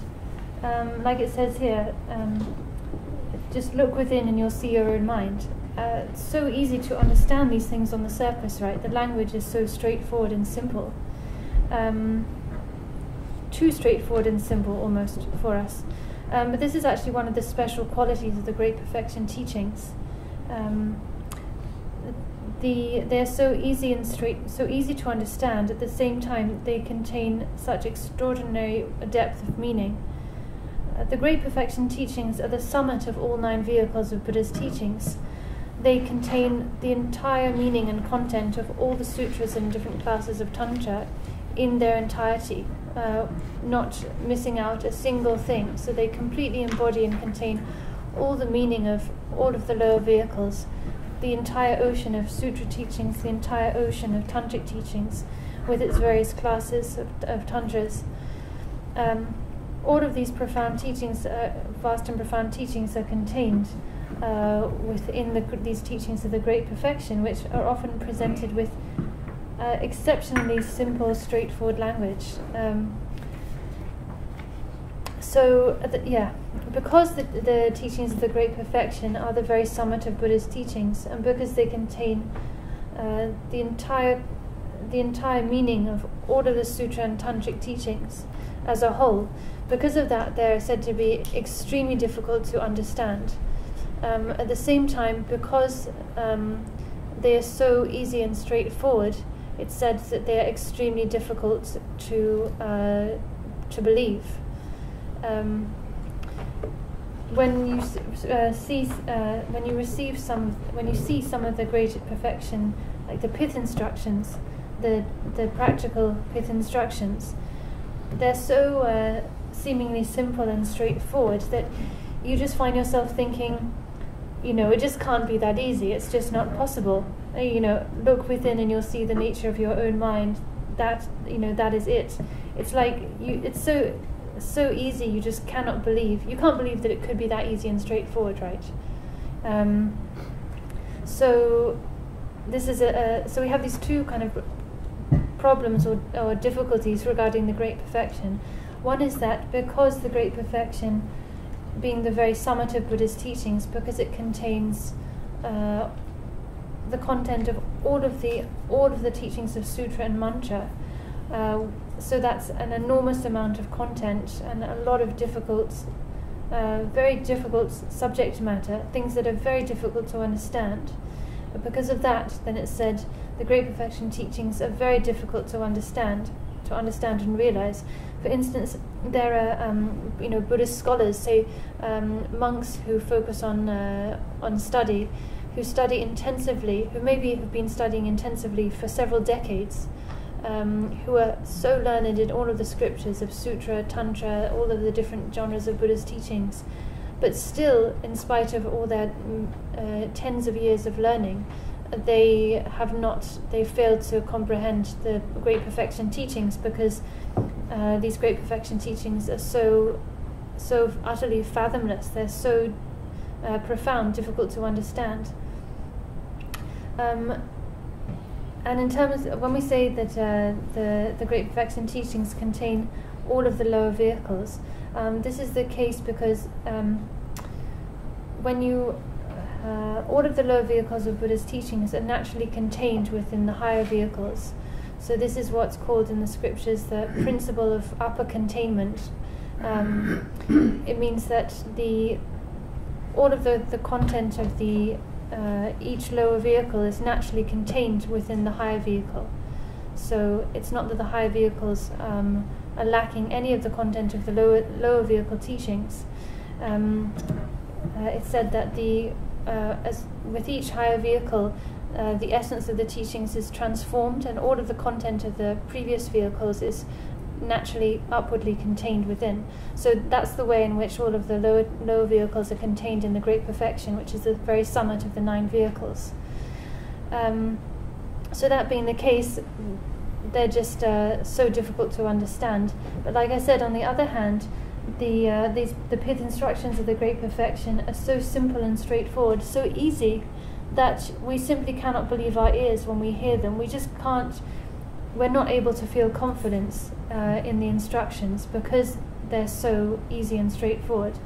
You know, when you hear, oh, just let be naturally, look in at the nature of your mind, just rest within that. That itself is enlightened awareness. That itself is self-arisen awareness. That is the Great Perfection. It just sounds too simple, and you cannot believe it. It's a bit like the story of a poor person who stumbled across a piece of gold, but they just refused to believe that this really was gold. They said, you know, it's just not possible that someone like me would have the good fortune to just stumble across gold like this. So they tossed it away. You know, they just couldn't believe their good luck. So it's kind of like that. We think, you know, when we hear these easy instructions, we think, oh, well, it just sounds too easy. It just cannot be. You know, it's just not possible that, you know, I'm not at all learned. What do I know? I have no good qualities. It's just not possible that I could, you know, realize the Great Perfection just as effortlessly as these few lines of teachings are explaining. You know, there's no way. But in actual fact, the Great Perfection is not something that relies on learning at all. It's not something that relies on like cultivated qualities. The Great Perfection is the realization of intrinsic awareness that is, the unconditioned, the natural state that's unconditioned. Learning is something that is cultivated through causes and conditions, right? And it's something actually that, how to say, you can teach even animals, you can educate even animals, right? Like the other day when we went to the zoo, we watched a bird show, and they trained these birds to do a lot of things, to fly in certain directions. One bird could even say certain things, like hello and this and that. So even animals can be taught stuff, right? But the Great Perfection is not something that can be taught to you. It's not something that can be learnt like other knowledge. If that were the case, then it would be something conditioned and composite, which it certainly is not. So it's also not the case that because we lack learning, then somehow we're less able to realize the Great Perfection. Still though, we just cannot believe it when we're told, you know, just rest naturally within your natural awareness, and then you will discover the Great Perfection, intrinsic awareness that's already present within you. We just can't believe it. So for these two reasons, then, it's said that the Great Perfection is extremely difficult to realize. One, because it's so, firstly, because the meaning of the Great Perfection is so difficult, we cannot understand it or realize it. And secondly, because it's so easy, at the same time, because it's so easy, we cannot feel confident in it. And because of these two factors, then we are kind of prevented. We have like these two factors as kind of obstacles preventing us from realizing the ever-present Great Perfection. So how then to go beyond these boundaries, traverse these two boundaries? The only way is to supplicate the Guru, to have faith and devotion, and to supplicate the Guru and practice receiving, by practicing receiving the 4 empowerments. That is the only way that one can come to directly realize the Great Perfection. One needs to rely on a Guru who themselves has realized the natural state, and then through supplicating that Guru, then you can cultivate their blessings, and through their blessings you will be able to realize directly the Great Perfection. There's really no other method, no other way aside from that. This is taught in the scriptures, like in the text on the 3 vows, and it's taught repeatedly throughout Buddha's teaching. I won't repeat many quotes to you, that won't be necessarily that helpful. But nevertheless, it's clearly stated that this is the case. We can look at the example of the life story of Naropa and his teacher Tilopa. Naropa, like I mentioned earlier, he was exceptionally learned, the most learned person around, but in spite of all his great learning and knowledge, he still failed to realize the great perfection. So it shows the great perfection is not something that's realized through learning and education. It was only once he encountered his destined guru Tilopa that then through Tilopa's blessings he was able to realize the great perfection. The same goes for Longchenpa. Longchenpa was exceptionally learned, but it was only once he met Kumara that he was able to realize the great perfection. So, like I said, because the great perfection is so difficult, and therefore because it's so deep and therefore difficult, it's therefore difficult for us to realize. Because it's so simple and easy, we fail to feel confidence in it. So this being the case, the only way to go about it is to rely on a qualified, realized guru with whom we have connections, with whom we are connected from past lives, to supplicate them with faith and devotion, and then through that we will be able to realize sooner or later. So this really is the only way to go about it. This being the case, how should you all proceed? Well, you should begin by practicing the preliminaries, completing the preliminaries in full, accumulating 100,000 for each of the preliminary practices, and then really engender faith and devotion in your guru, realized guru. Listen to and receive teachings on the great perfection, and try to put them into practice as best you can, again and again and again. Do that as much as you can, and then if you proceed in this way, sooner or later, one day, one's own faith and the Guru's blessings will kind of merge together, will meet, and as a result, then a natural realization of the great perfection will dawn within your mind. That's all. That's all. Ta tindrege lurgi ko ni ta tep dit na pe mo she yes tawa ngotra thang go ni tine tanda the great secretary of the lurgi mo ta lurgi zu te taro ji tina na tine lama khande re pang ngotra tang tang zu ge padu jumbo che tambo tine dokin je du shi du je ko mo khande tra tang tang ta tine lurgi mango ji tingi tem na chi she tin na kharan zo ta ge na thongsa ta ta de she na tu zo mindus ta tin du kansana ta ngaran zo rang chung ge ri pa de semjen thamji gi gyule yores ti na ya ta pe gewa che ge na ngaran zo gyula man na ni pe gu chuni shebre cha sa pe gu gi go ni sheres dhamma na la dangji umu ge to la khor gi gyalo ya te ne ka ba misang be trene de ne ka ba sergi ku ya ta tin ge ne pe gu gi go ni tin re chi ni she she ta di gyula man na de pe she ta do chi res na 나랑 속에 시지디 바다 용we 디비 딥디 마고레 마고게 메파직 서프 가지고 거기에 가게 말해스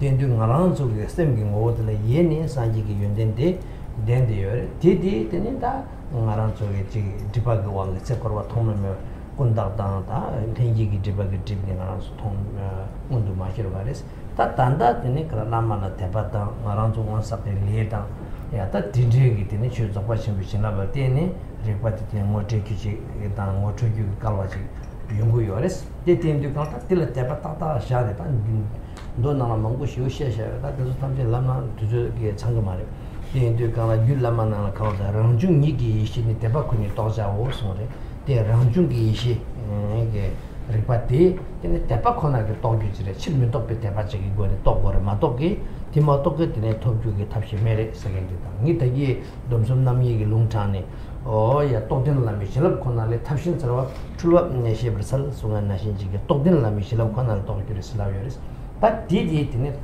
나란조 탐제 일라 잡고니 틴딩이 쓰고서 만나리 칼리칼리 워드 만델 도샤니 되네 kera namba tamjegi dila deba yaku shak sen o ta tinda jiredu sanni ta tire majena de gawi toni togo mare ngone ki gawi toni togo jina shirshinda umma ta da dine ko ngaranzo chochu kamon ze kaze sangwa nyingbo ta ta dine ki gyut mangbu ki ko tenji mangbu jane ya dogor ma to le la uzo ko shimbo toni to kyo maris ti indi ka ta dine ngaranzo tinda jigla samne keranzo zo ko shimbo to ko sanne te lo mangbu ji lo chupchang mo ji pejata sana digaz marda ngaro chuju sumbaz ya lang na ngazo chawa khaji nyo pejata de nyo ni masinge chajo ko zawa lo mo se pejata tension be seba ko te wo chasa dinjige kawa chibu kale chibu jamna te tong tu ki mende kan te kenzo dir part time la je chokba kan da je de ni karma jona ji de ta ji te kawa kale ko shiu re de ta tin ta ngarang so ki chungma ji hop yo sa bore wa chesa ko te patan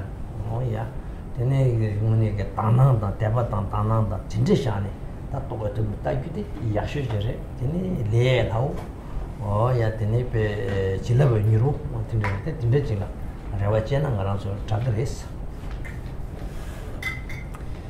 There are many other stories to be told about this to illustrate this point, and many of them I tell in my book, The Great Secret of Mind. So if you want to read more stories in this vein, you can read them there.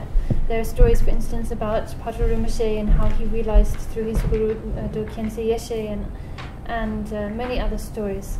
We don't have time to tell all of them here, but you can read some of these stories in that book. In short, self-arisen intrinsic awareness, Rigpa, is naturally present within the mind streams of all sentient beings. The way this is so is explained in the treatise Uttara Tantra, using 9 examples, like the example of honey contained in a honeycomb, the example of a gold statue enshrouded by dirt, and so on. The point of these examples is to illustrate the fact that the intrinsic awareness, self-arisen intrinsic awareness, is primordially ever present within the mind streams of each and every sentient being. It has always been there. It's the very basic nature of our mind. However, it is temporarily veiled by the 2 obscurations, the cognitive obscuration and afflictive obscurations. In actual fact, this is our kind of primordial endowment, our primordial nature, but temporarily it's become veiled because of these deluded obscurations, because of ignorance, the ignorance of imputed ignorance and co-emergent ignorance, which have risen up and are now veiling our intrinsic nature. Because of that, up till now we've failed to see actually what has always been present within us. So this is the case. We have this intrinsic awareness within us, but up till now we've failed to see it. So what opportunity do we have then to realize this primordially present nature?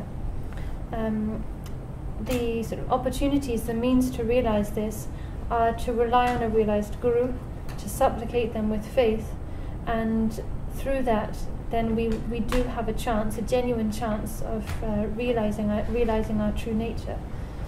As it said in the Uttara Tantra, it said, self-arisen or naturally present primordial wisdom can be realized only through faith, solely through faith. The faith here it's referring to is irreversible faith. So that is the case. This self-arisen primordial wisdom, intrinsic awareness, can only be realized by faith. Like I said before, I mentioned a quotation from the treatise on the 3 types of vows, where it says, to think that there is any other method to realize the true nature aside from supplicating the Guru is completely deluded. Understand that it's completely mistaken to think there is any other method for realizing other than relying on the blessings of a Guru. So this being the case, from this point on in the text, I'm going to go directly through the text quite swiftly, line by line, and I won't sort of adorn and give a detailed explanation of each line adorned with quotations from various treatises and so on, but I will just try to explain it directly, word by word. So as I do this, then please really listen as attentively as you can, and listen with an attitude of faith and devotion, and also supplicating that you really can receive the blessings and really can gain receive the blessings to gain a real understanding of what's being taught here. That, I think, is the only kind of hope we have to realize the profound great perfection. Like I said, the great perfection is it's so deep that it's extremely difficult to realize. Meaning that if you try to approach it through learning and expertise, it's almost fathomless. Like I said, there are monks, for instance, scholar monks who study intensively for decades. Still, they struggle to realize the meaning of the great perfection because it is just that profound. And when I say study, the kind of study these monks are undergoing is very, very intensive. It's not like the kind of study we think of. These monks get up maybe at 3 a.m. and study until nightfall, every day, day in and out.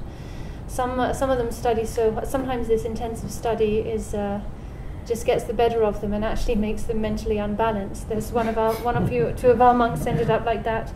They did so much memorizing like pages and pages of the root text that actually made them a little mentally unbalanced for a while.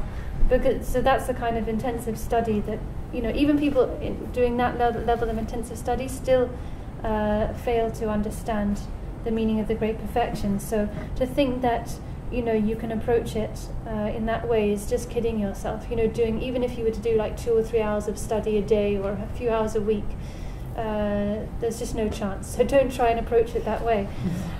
But we need some strand of hope, right? So our strand of hope is to approach the great perfection with faith and pure perception, and this is really the best method. So just to approach it with an attitude of faith and pure perception. This is the best way to come to understand the best chance we have to come to realize the great perfection. It's also the easiest way and the way that will bring the swiftest blessings.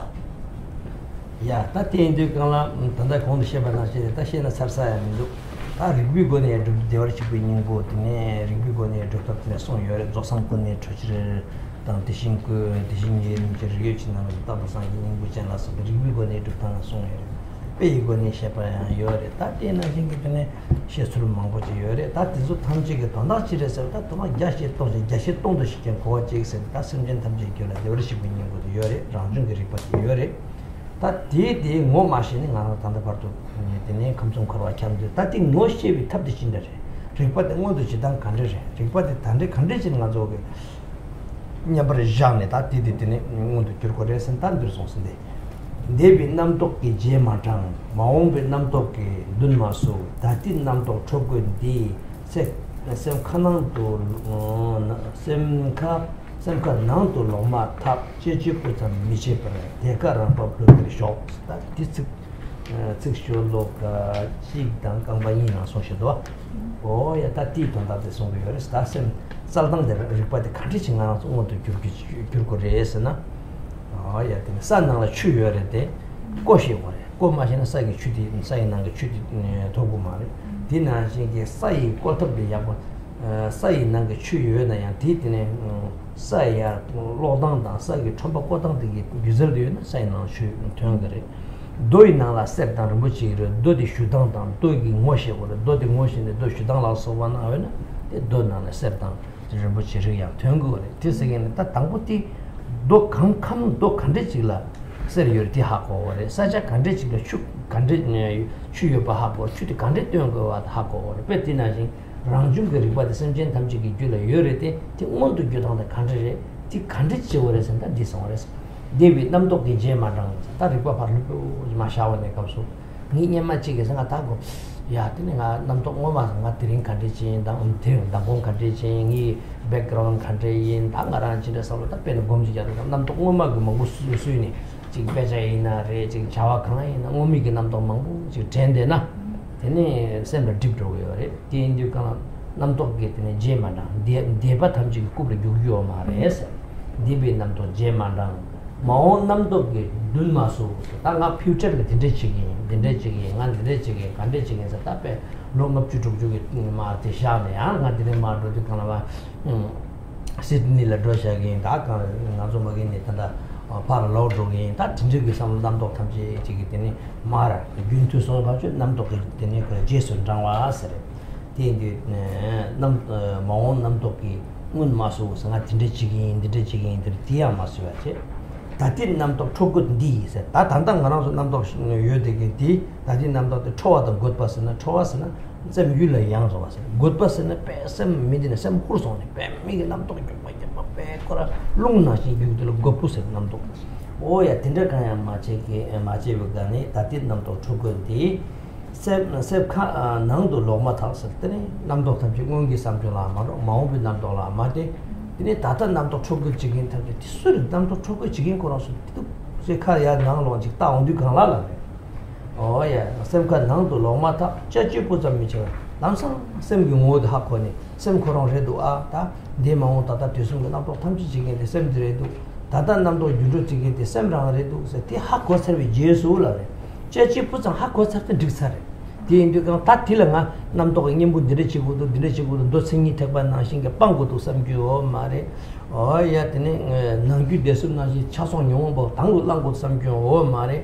디인도가 나라서 택진 소주 나셔서 변다 인생이 뭐 마기시 넘버 토피스 마치시야 마카 랑중 만당 랑시디 마지랑 빙한 그 살서 다데 지고라래 딘나 군지 결이 롱장네 롱조 마하퍼딘 데와다 디인도가 마카 슬라베 남도 깡교 말이라 좀 생이 택반 남도 깡네 주교 말 디안 라미양도 말에 남도 제선 장교 말이라 남도 제선 장난 소소 끼고 나시는 직된 탐을 받나 샤당랑 좀 도샤랑 생겨 남도 제선 장교 말 남도 깡교야 말 마카랑중 마카chen 랑중 만당랑시 남도 코랑 제선 장교 코랑 바 추장주에는 콜마지네 데 콜마데 바 메데 파름 세샤만 추거랑신 장로래 베테나시 남도 랑시 당원 마카랑수 만당랑시 마치 다티셰바 다다 가라서 된되게 티야 티잡주자네 마치니 나가마 샤샤레나 이 추당도 그러나 먹이 틀리 통오게나 신지게 남도도 다운도 되거나 리그기 사체데 야라 샤롱게 에스티송데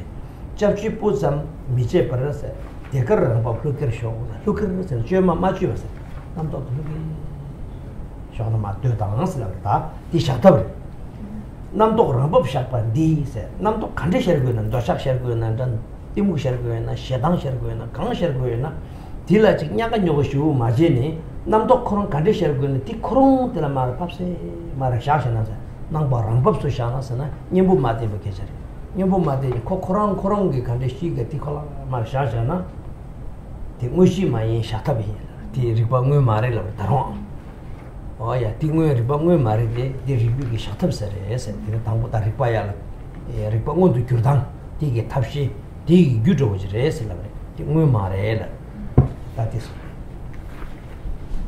앞에 사부시고 다 섭섭진 송로지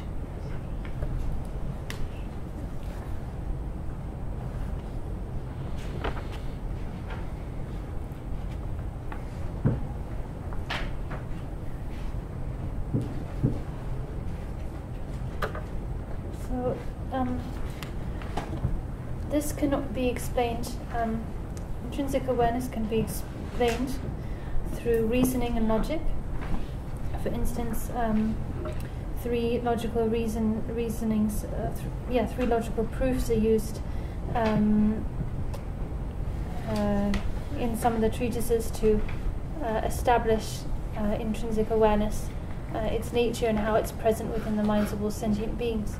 It can also be established and explained through the use of examples and analogies, and in many other ways, as is done in the various scriptures and treatises.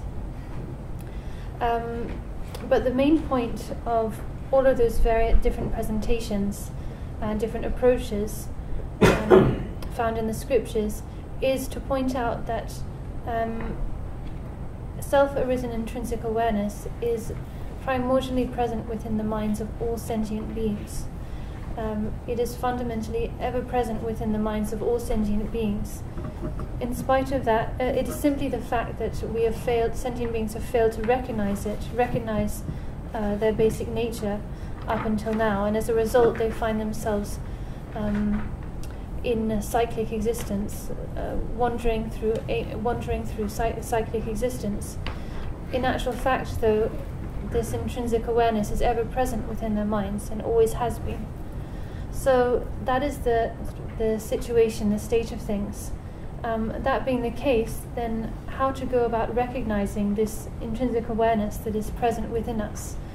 What methods, what skillful means can we rely on? Can we make use of to recognize it and to manifest it? So how to rest within the nature, how to actualize it.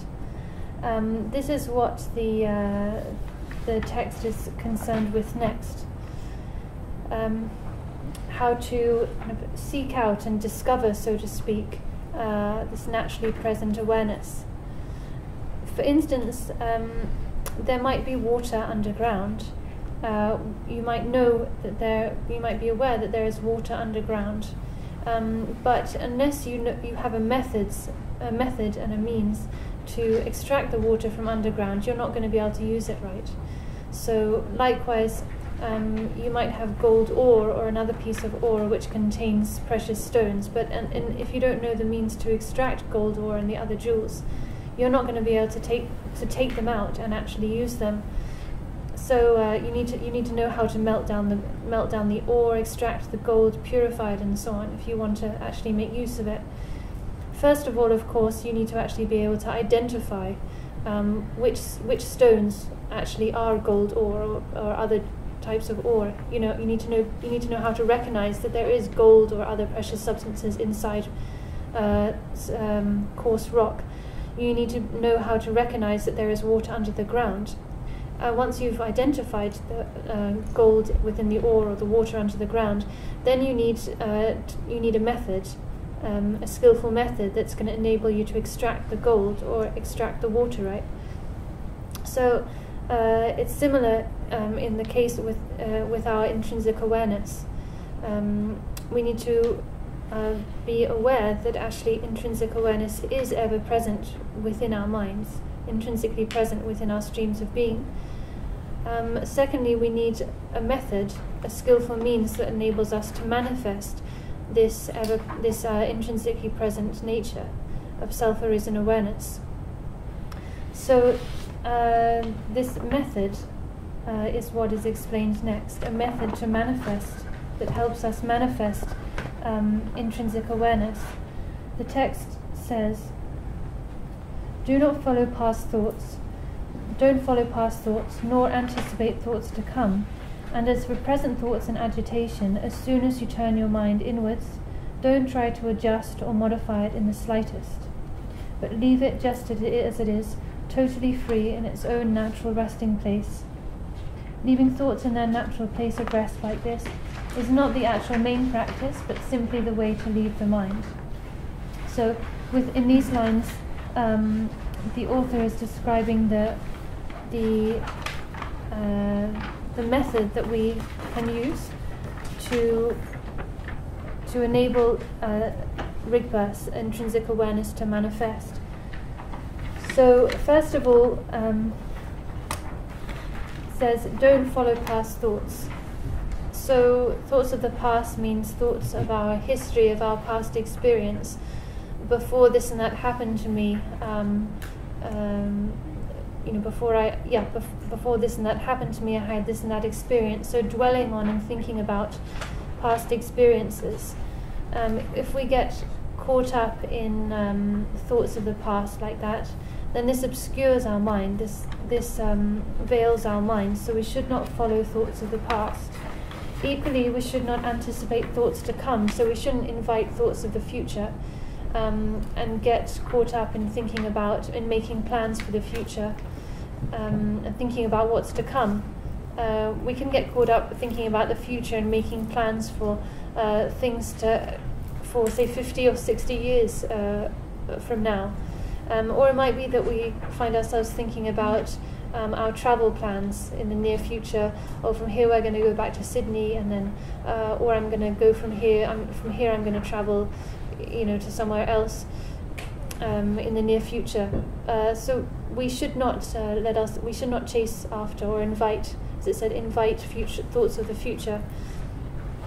So we shouldn't chase after thoughts of the past, nor should we invite thoughts of the future, meaning plans about what's to come. Equally, we should not get involved in thoughts of the present thoughts and agitation.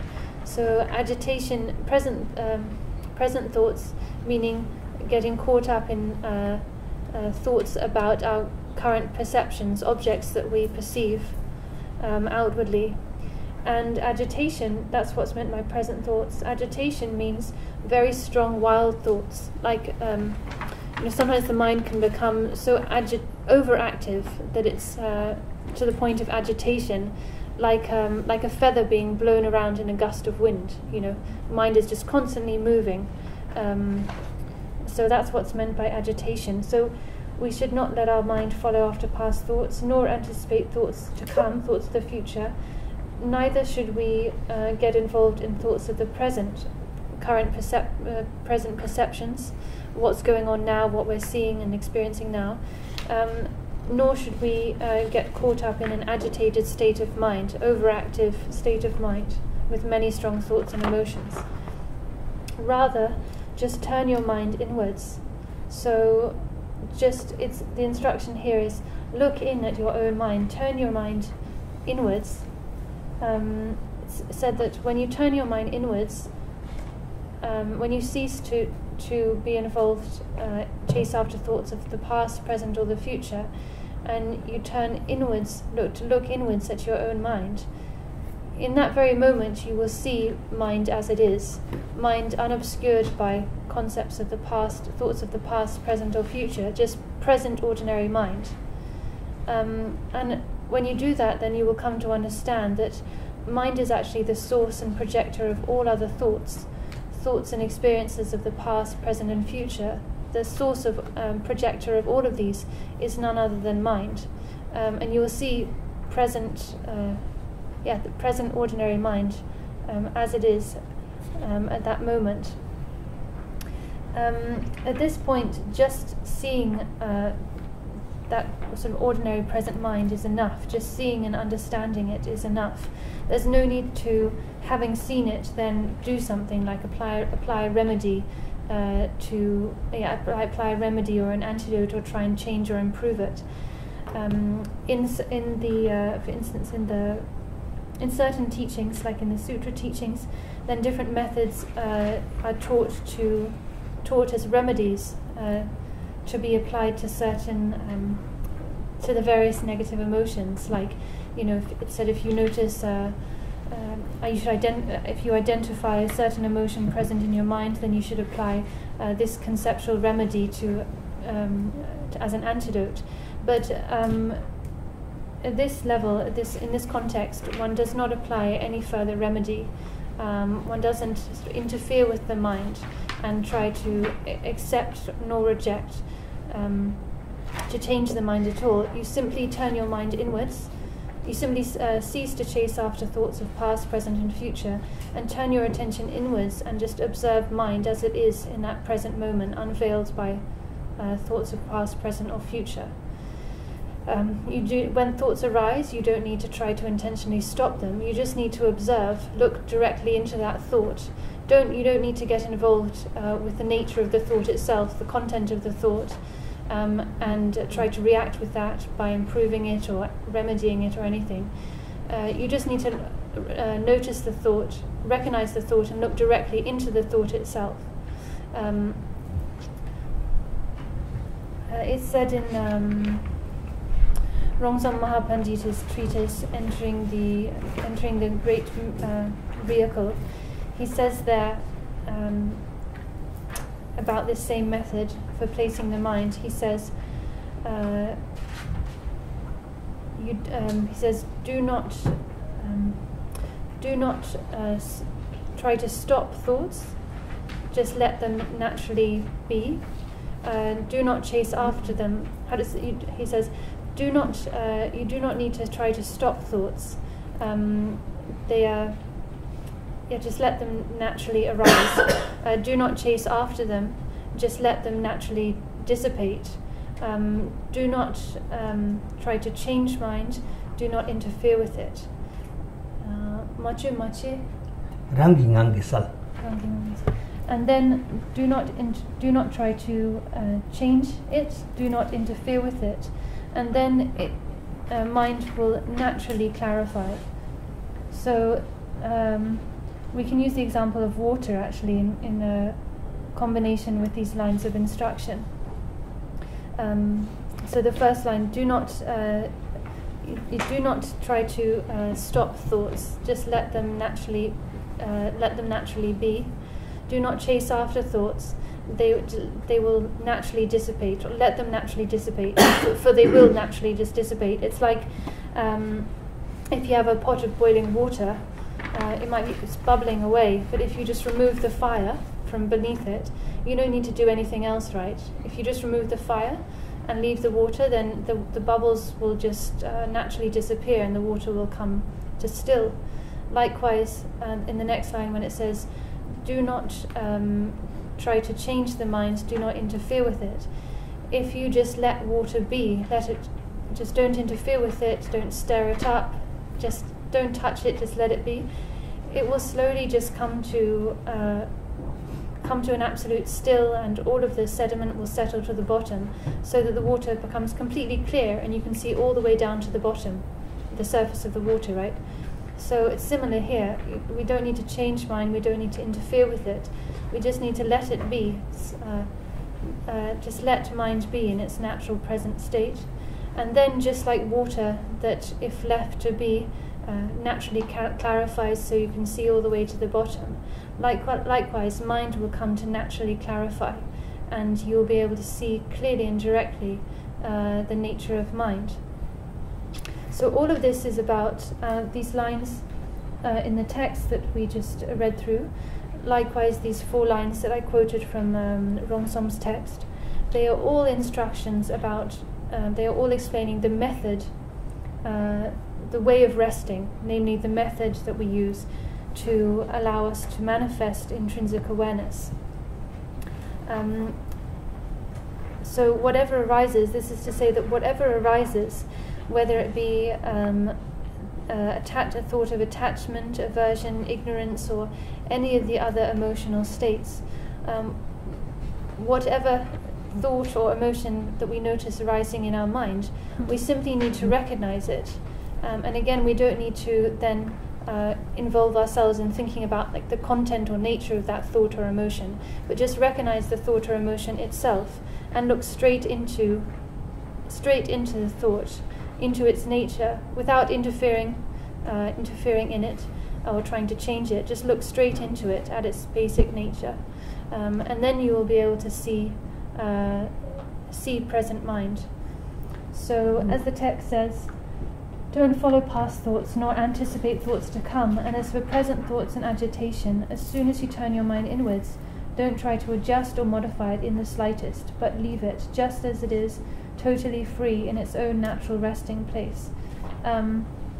Just to clarify the translation here, when it says its own natural resting place, it's not really, at least in the Tibetan, the Tibetan doesn't imply that there's like a place, a location to rest in. It's more about the way that you just let your mind be. So it might be clearer to say, just leave it just as it is, totally free in its own natural state, or in its own natural state. Place is potentially a bit misleading.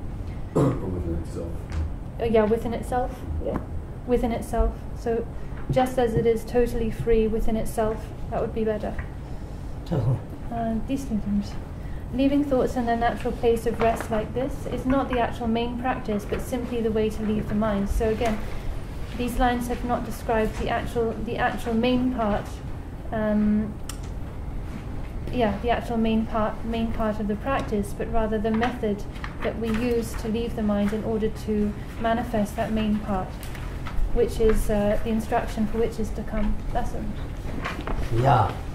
Tan wushi ma yin sha ta bin se tan nam to ngom ma ge nam to de bin nam to la yang ni kan de chen tem ma ji ma hong bin nam to de je ma je 다다 남도 초게 담다 초고서 담다 통데 교릭 되기서 초고 신다 담다 릭되게 통데 고에도 저 탐질라 파라 네 길에 잡주 맞으시는 말랑 법수 말샤샤나 디디 네 샤탑 세컨드레스 리포야 리포 그런 거 샤탑을 막고 방에 말해서 샤탑 되기 네 무시 마이 샤탑 인서 야 남도 그런 법 샤바디 무시 마이 샤탑이 샤탑 되기 한테라 무시 리판자래 유스탑 셈마치 바지니 남도 초와단 곧바다 남도 드네 수와다 와 무기 남도 수와다 마오베 남도 제수 정와다 다다 초국이 남도라 드네 디마제 제마제니 마샤샤 교티 무시 리파란다 마레스 무시 리파 마셈발호디 몰리 마샤샤 교티 리파 무 마레스 리파 무 마레테 이내 무시 리파데 켈라 요레 타케사데 티니케 고르 무시 리파데 샤트로 요레 소 무시 리파 잘렌 요세 람방마토 샤밥다 없어 타티 리파데 타이 오미기 리파 칸사스나 칸사스나 데발라 제마제 마옴발라 온마수 타티 리파 초고 탐제데 자로 마라 샤샤큐티 나 샤마타 티니 틴데 샤온도 칸라 남도 rakpa do sha dang ngarja thado ge namdo samjidi shugi gandores naturally kron gandores muji ri panjari yos rangpa ngam shamata namdo shugi ganne rose ta do sha dang te bu namdo to ba khai na bu sonju ge to ba khai na ya ti tine ti shatab ti ge tine namdo de nyam rores yin na ya namdo di zawan ga ba mari ti namdo shine ge wa ge namdo ngon ne sha ba ta 한 남도 무슨 매버서 좋아라 남도 그런 게 되는 거도 동바 임바 되네 하동 담에 또 쉐랍세나한테 또 생이 또 가서 알아서나 리파 추기 고데 가다데 하고 그러마도 티 하마고 버도 녀몽 빵도 메레 딘두가 무시리 관자르니 요에서랑 또 샤마타 남도 추기 가는도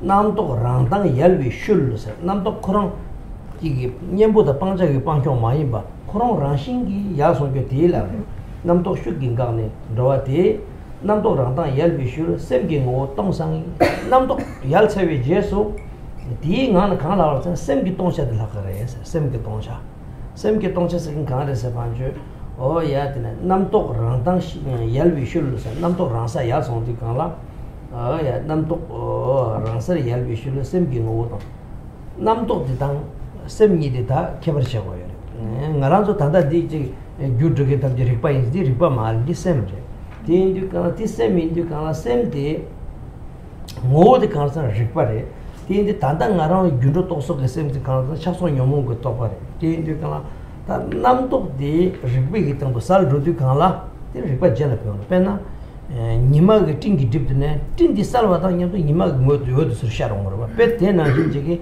남독데 파라살 어디 가나 리바 코랑 남도 부동 거마도 리바 살도 부규라 챤다 가게 유긴 고 말에 생이 택바 나시게 저기 방자다 임부 고 말에 빼나 니마게 드네 외스라데 찐디 파라살 챤다 니마도 수로 샤롱 거 빼대 진도 리바 코랑 어디 쳐서 반죠 남도 리바 코랑레 야르로레 마도 남도 빵월 샤와라 탑신 되고 말에 딘딘데 랑법 나도 샤마타 남도 슈긴 가네 로 리바 ngoshi 어디 가나 남도 간도 셔레 니마 야르 셔 온도 간아 tin 얄 비도레 티 인도 간아 티나 신게 남도 랑가 얄 남도 랑당 얄 비슈르 세sem긴 오 동상이 셈들은 짐바 탐진 진신 탐지들 절대비 동상기 이리과 니 동세대야 지지가 메가 동장 나신 동동부티 말다 지지 감동바 나신다 드레 동동마 니 동바세게티 살동 숨주기 동바티 동 송주기 동바 리바 모니 동바 디 동바 모시게 되라 셈기 오 동상에 슬람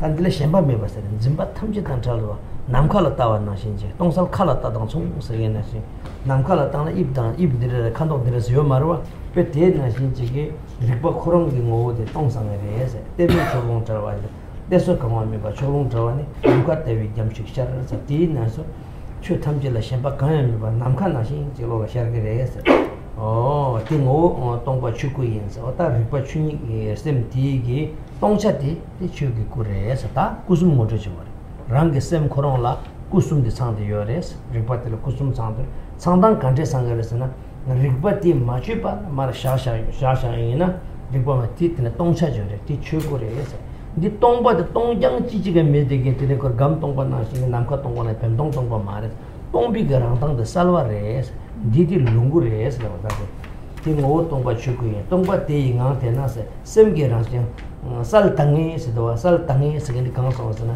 리바 코롱 똥바에라 또 지지가 메게 감똥바 나시게 남카 똥바 나시 되다 말에 똥미게 랑당데 살와레 라베 아 산지 롱구도 산지 추구니데 소소자고 말에 산지 추구 코롱게 랑당데 롱구레들이 롱구 코롱게 모두 똥바데 추구레데 딩이 lok수기로 말에 디인디까마 사자게 추구 롱구 tur고서 쉬워지 야치고지 톡사 당분이와 숨발이어 되게 나신지 즉 이외에 즉 이메딩에 된다게 말에 디인디까마 강나 세고레서 반주 셈 코롱게 똥차데 추구 살차데 롱구 각바 메바데 tur고서 다 추구 롱구 tur고시나 셈게랑 샤살단게 디시 문전 들어와이 랑설 야인 상탈에 세타 셈디 셈게랑 신네 데네 살당에 와데 롱고레 디시 천들 디시 문전 들어와이 무보랑 센트바지 리퀘스트긴게 두두 주바 무보 주바 요 말에서 문전 들어와이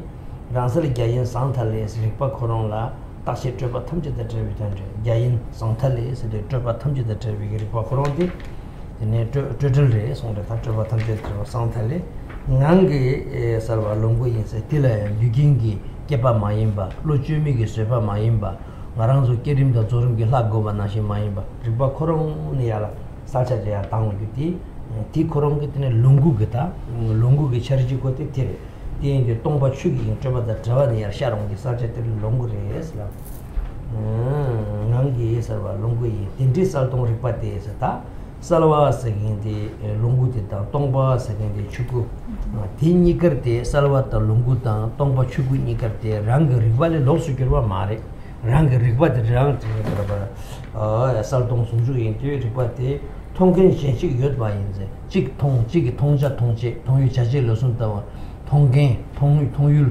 tongje ya tonggen nga tongyu yul parkati 야 되네 통제 믹다고다 진짜 자질로 좀 요 말했으라 통스게네 율다 유제 이스미빙안에 통화를 마도게 율파가 율제 들고 좀 통화다고 된다 말해서 디디살 통 리포트 통계 조직 요즘 말인 통주 동과 추기고 세다 통주도 강하잖아 추기고 잡아다 들이랑 신들에서 야 통계 서비스 통계에서 응어부터 봐줘 요 말에 통계 세계에 서비스에서 디 통계 서비스에서 이게 율리지 이스미 비셰라 아테네 통계 서비스 통계 샤르마도 통계 세계에 율 파르가직 당 수와 율 짐바세기 통계 나시 이 세계에 있어 말에 율리지 이미기 이셰들라 통계에서라 이미기 이셰 이스미 비셰 통계 서비스 이라베 통자 추기 구제다 통계 롱군이디 통자 통지기 수도 통화 짜와 있는 말이다 통자 통제 매비가 이미기 수도 통화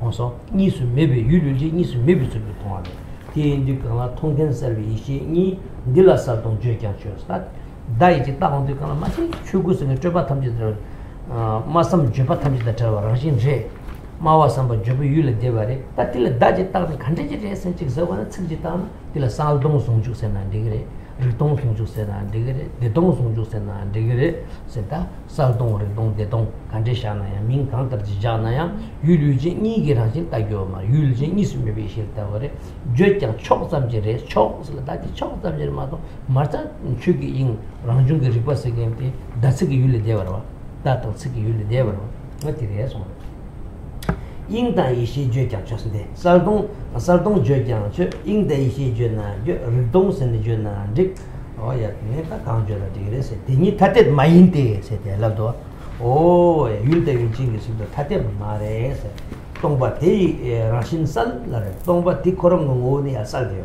살바 데이 오니 동바 따라 들어서도 오야 동바 데이 라신니 살바 데이 오니 동바 디르짓 살동 송동주 균젠 데이지도 강라 나위 가르게 동비 가르게 나위 캡스게 나신게 되네 나동이 가 인참념네 봐라 어다 딘데 디실 살동 송동주 타테 마야 로직 칠라베다 롱구데단 추구니 타테 마레 리파테다 리파테다 드네 컨센스나 리비게 살차니 되는 타테 마레 소타테 마야 로직 칠 통자 통계 니수 매라다 니미 줄게 통화 있는서 간지 통화나 마통원이 통화 담보 혼돈나 딜라도 디스게 나셔데 니미게 줄도 니수 율파르가 율진 줄고 매비게 줄도 다티 냠뇽고니 시어거는 이 츠기 샴자는 고주지매 인도 그런 리포트 모트기 라미게 지나도 랑게 대비고는 샘코랑을 점에 상상 여와지 드네셈을 문이게 지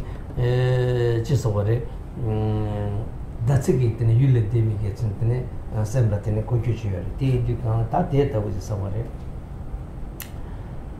당아야 롱데 약부지 장제 줘서야 다 디테 롱데 장 정말 고길 펜터사래 징밀링밖에 연된 전화 제송아서나 다디 약부지니라시 윤낭 링올라 샤르장 다 디페 디디 찍고 찍선을 디니 찍반디 율기 나와서 숙다 티로 렉살라서 윤낭 링올라 샤르장 율기 나와 숙다 티로 카찰라서 윤낭sem나 나장 리파 율톡도 마셴바 아 유미기 율라 숙다 티로를 나라 윤낭 링올라 나장 리파 율톡도 마셴바 아친 디수즈 디다니바 디티데스 딘데스 파르 마셴바 윤낭 링올라 샤르장 리파 율톡도 마셴바 순순 커르비 랑신세 종와단 짐바 커르비 랑신레바 순순 커르비 랑신 슐라 티위 리모션도 슐라 티위 리모션 람상 야로르바 오 페테나 진 순순 커르비 랑신 슐라 티위 리모션 랑틀비 세 사라 하줄멜리 사라 하선다 투비 옹주지 뭐 사라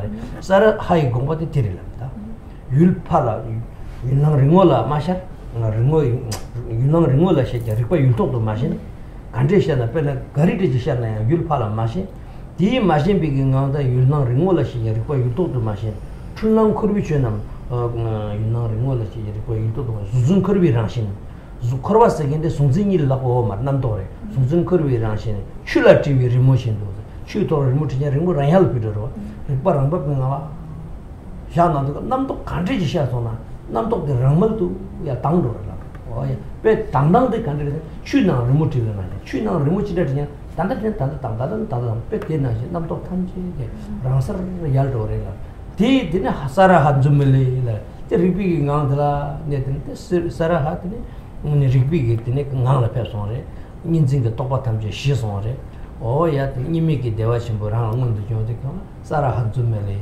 대화심보고 되네 쇼로래 스타디에티랑 단다버디 한자에서나 근데 율다 통자 통견 니수메서 다 통다다들 니미 줄기 통화인 사라 하기 중이기 때문에 통화나 신적이 오야 단 디네티서 유파가 유제 surgi 윤나 링올라마 리파 율톡도 마신 소진 커르위라신 슐레티위 리모신도 사라 한 줌밀리 세송 어떻게 디데 찍고제 통자파가다 통제 출가는 율파가래 율진 출가서 통화 말이 있다 율파가다 율진 출가 매비게 출두지 통화이나 대리비 뭐 통화래스 그래서 다 공다 빼 윤도 모르겠어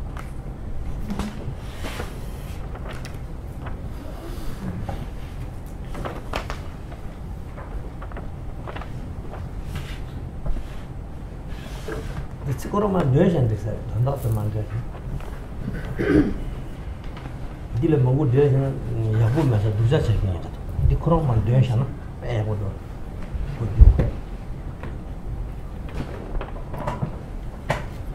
So as it says here, the method is to just let be without chasing after thoughts of the past, without engaging in thoughts of the present, without inviting thoughts of the future, without letting the mind get overactive or agitated, not interfering or not interfering or trying to change mind at all, but just letting it be, just turning your attention in and letting mind be as it is.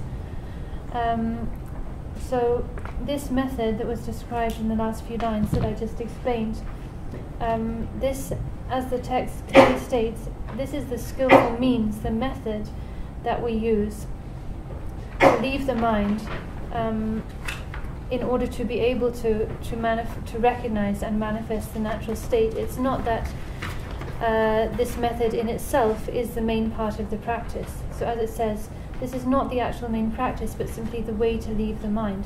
So when you do practice in this way and you leave your mind and not chasing after thoughts of past, present or future, but just let your mind be naturally in its own state, free, as it says, just as it is totally free within itself, naturally within itself, then the mind does arrive at a very calm, spacious, loose and relaxed natural state.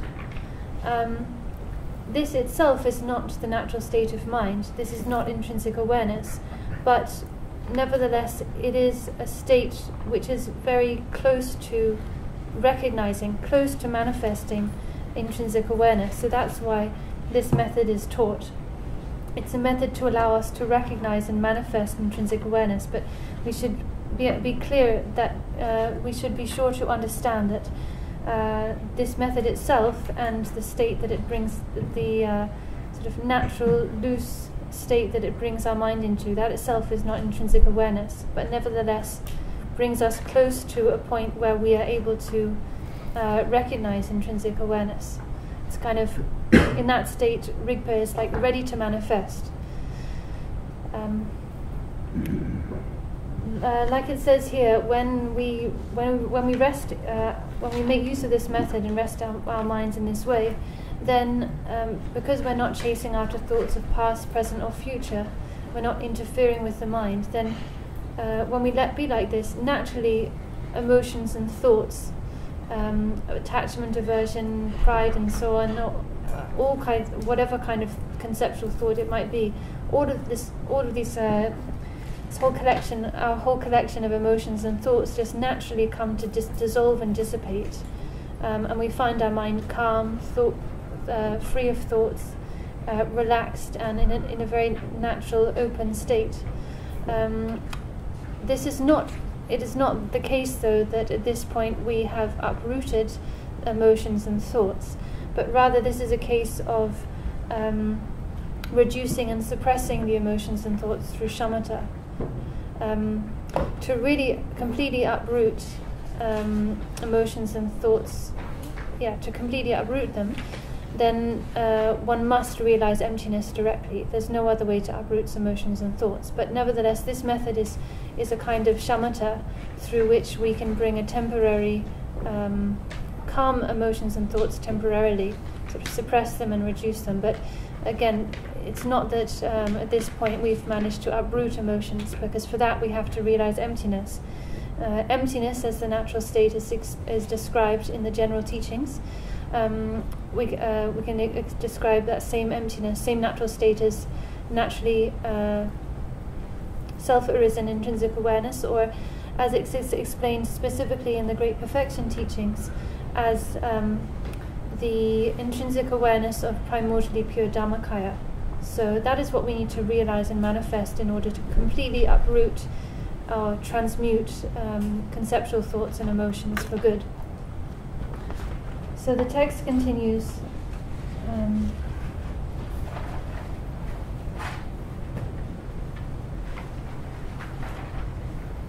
Yet in that very experience of leaving the mind in this way, you're on the verge of meeting the Rigpa of the main practice, so as I just explained. As soon as you leave the mind in its natural state, thoughts will naturally cease and be gone. So this is also as I just explained. When you just let the mind rest in its natural state, thoughts will naturally just calm and dissolve. What is left when the natural radiance of thoughts has vanished? One correction here, rather than radiance, actually this should read the natural clarity, you can say. The natural clarity of thoughts has vanished. So, slight error. So what is left when the natural clarity of thoughts has vanished is the essence of mind, empty and vivid, free of fixation, dimension or limit. I think thoughts will naturally clear and vanish. Can you say louder? The thoughts itself will, Rangdang means automatically, then will come like water becomes clear, so the thoughts themselves will, the energy will the energy will just automatically clear and thought will vanish.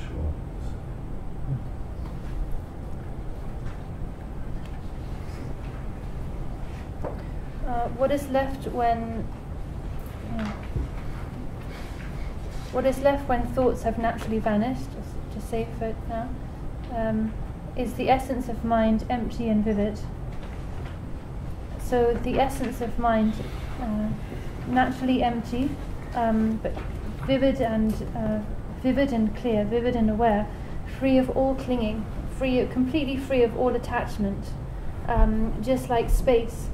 But when we say empty here, then of course we shouldn't understand it as meaning like in a sterile, blank emptiness, like the empty space in a box, or the empty space in a box, or something like that.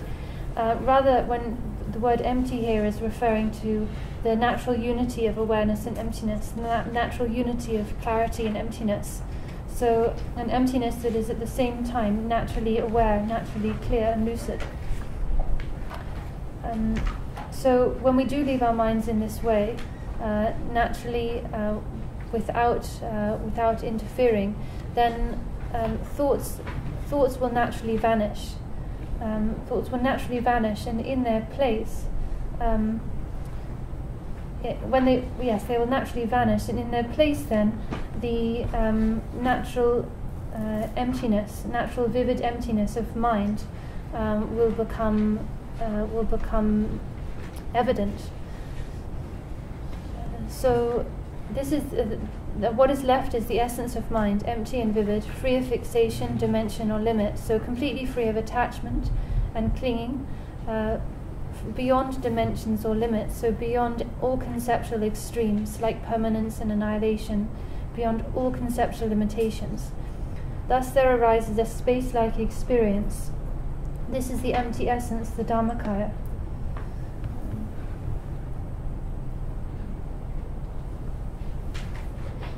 So a space-like experience completely free from clinging and attachment.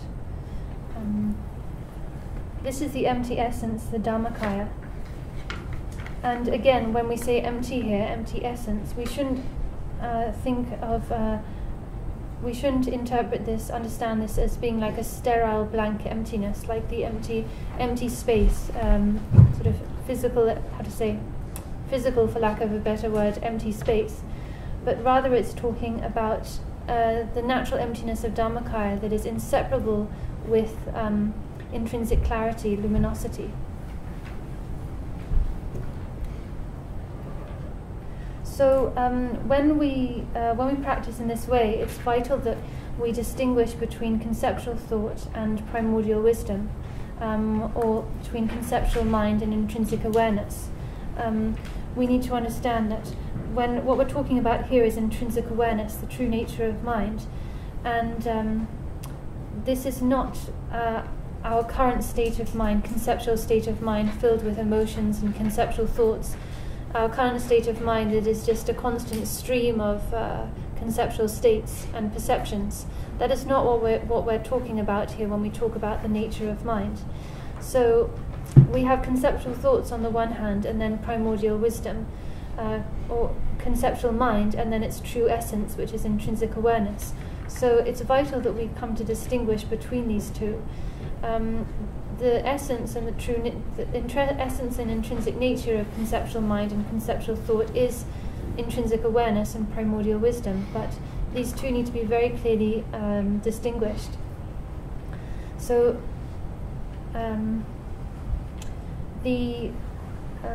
one example to illustrate this is the example of the sun in the sky. So the sun might be obscured by clouds. Clouds might form in the sky and come to cover the sun so that we can't see it, and its light rays are not so evident. But then a wind will come along and blow the clouds away, and merely by removing the clouds, the sun becomes fully manifest, fully evident and present, right? And then its sun rays shine unobstructedly. It's not the case that once you've removed the clouds, you need to do something else to make the sun evident. All that needs to be done is just to remove the clouds. So the same goes with the intrinsic nature of mind, intrinsic awareness of the nature of mind. Intrinsic awareness is ever present. It's primordially ever present within our stream of being. The only thing that's veiling that and preventing that from being manifest right this moment is our stream of adventitious conceptual thoughts. So all we need to do to make manifest our intrinsic awareness is to remove this veil of conceptual thought. Merely by removing this veil of conceptual thought, then our intrinsic awareness will become naturally manifest. There's nothing further we need to do. Just like in order to make the sun visible, all that needs to be done is for the wind to blow away the clouds. You don't have to blow away the clouds and then create something, right? The sun is already there. The only reason we can't see it is because of the clouds veiling it temporarily. So it's the same with our mind. It's taught very. It's said that there is nothing that needs. Yes, it's taught that the nature of mind is not something that needs to be created. It's already naturally present. It's simply that it's being temporarily obscured. So it's just a matter of removing these temporary veils of conceptual thought and letting what is already naturally present there, intrinsic awareness, letting that just manifest. So it's not like we need to actually create something anew or establish something, as it might be taught in some of the lower vehicles. That's not actually the case here with intrinsic awareness.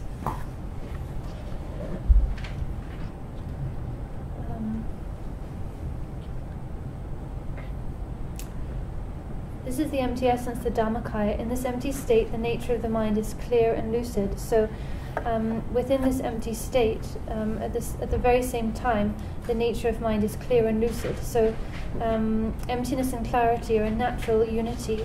They are utterly indivisible, emptiness and clarity. We talk about the text from this point onwards is introducing what we call the three kayas, the three, you could say, like dimensions of awakening, the three bodies of awakening, the Dhammakaya, Sambhogakaya, and Nirmanakaya. The Dhammakaya and these three kayas are not actually separate from one another. They're just terms used to explain different kind of qualities or explain the nature of mind from different perspectives. It's not that they're three separate things, that they are kind of distant from one another or different from one another. So like it says here, in this empty state, the nature of mind is clear and lucid. The Dhammakaya, the empty essence, is the Dhammakaya, but the natural radiance of this empty essence is luminosity, a radiance, luminous radiance that is inseparable from the empty essence itself. So the natural radiance of emptiness, namely luminosity, is labeled as the Sambhogakaya. But this is not anything that is different from the Dhammakaya, from the empty essence Dhammakaya, free of any actual characteristic one could point to. So the nature of mind, empty in essence and luminous in nature, is not established in and of itself in any way. There's no truly existent characteristic or attribute you can point to and identify.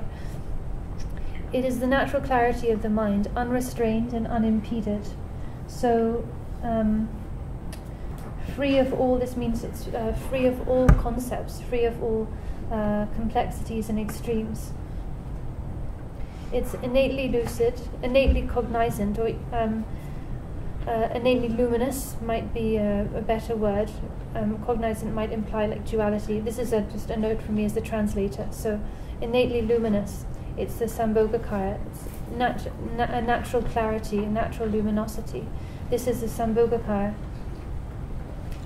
And again, it says here, it is innately luminous. So this is to say that it's naturally, this luminosity is intrinsic, an innate quality. It's not something that is brought about by causes and conditions that needs to be contrived or fabricated.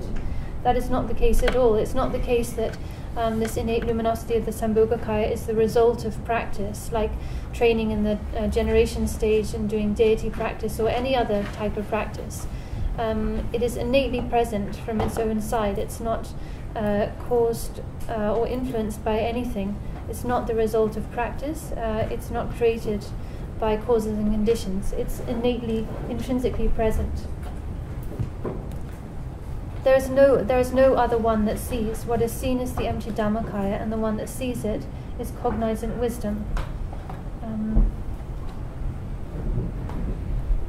So again, both the Dhammakaya, the empty essence, and the Sambhogakaya the luminous nature, this natural unity of clarity and emptiness and clarity, then they're nothing separate, nothing other than one's own intrinsic awareness. The Dhammakaya and Sambhogakaya are not something different from one's own intrinsic awareness. They're simply, it's essential emptiness and its natural luminosity, that are a natural, indivisible unity. There is no other one that sees. So there is no other perceiver. There's no, when we talk about seeing awareness, seeing intrinsic awareness, or recognizing intrinsic awareness, it's not that there is some other perceiver or subject that perceives awareness as an object. This is completely beyond duality. There is no dualistic perception involved here. There is no apprehending mind, no apprehending object. But rather this is perceived, so to speak, by non-dual luminous primordial wisdom. So when we use the word see here, it is seeing that a seeing that's done in a non-dual way, free of a seer and object seen in the action of seeing. So it's important, very important to understand this. It said in the sutras, seeing. How do I phrase it? Not seeing is the sublime seeing, meaning that when we use see in this context, actually we're talking about something that is a non-dual perception, for lack of another word. There is no perceiving object, perceiving subject, perceived object, and active perception. There is no seer and nothing. There's not this dualistic perception of apprehending mind, and apprehended object. This intrinsic nature is seen by non-dual pristine awareness in a non-dual way. So as it says, there is no other one that sees. What is seen is the empty Dhammakaya, and the one that sees it is cognizant wisdom or luminous wisdom, namely the Sambhogakaya. So that what is seen is the empty Dhammakaya, that which sees is the luminous wisdom of Sambhogakaya. But in actual fact, Dhammakaya and Sambhogakaya, the empty essence and the luminous nature, are a natural unity. They're indivisible and completely beyond duality, beyond thoughts and concepts. So there is no dualistic perception going on here, even though, for lack of another word, it's described as seeing. These two can be referred to as empty and cognizant, or empty and luminous, or as all-pervading space and wisdom. In the sutras, this natural state is described as the prajnaparamita, the perfection of wisdom that is beyond thought, beyond word, and beyond description. That's quite a mind-boggling phrase, beyond thought, beyond word and description. You might think, well, what on earth is that describing? You know, something that is beyond thought, word and description, what can that be? Well, that ineffable, inconceivable state that's described as the prajnaparamita, we can describe it as being the unity of clarity and emptiness, or the unity of awareness and emptiness, the unity of bliss and emptiness. That's what it's referring to. So the unity of emptiness and luminosity, the unity of the unity of emptiness and luminosity, or as it says here, the unity of basic space and wisdom, the unity of basic space and awareness. These two are not two different things, however. The nature of that which is empty is clarity, and the essence of that which is clear is empty. So that which is empty is at the same time naturally luminous. That which is luminous is at the same time naturally empty. So these are not two different things. They're not different from one another. They're not separate. It's not like the Dhammakaya, which is the empty essence Dhammakaya, is like one story on a building, and the luminous nature, the Sambhogakaya, is like another story on the building, like they're two separate things related somehow. It's not like that at all. They are no different whatsoever. You cannot divide or separate these two. As it says, what is seen is the empty Dhammakaya, and the one that sees it is cognizant or luminous wisdom. These two can be referred to as empty and cognizant, and so on. So, therefore, clarity and emptiness are an inseparable unity. since they're not different but of a single taste. So, okay, I think we reached up to...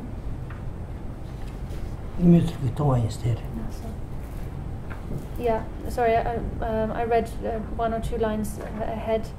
So these two can be referred to as empty and cognizant, or as all-pervading space and wisdom.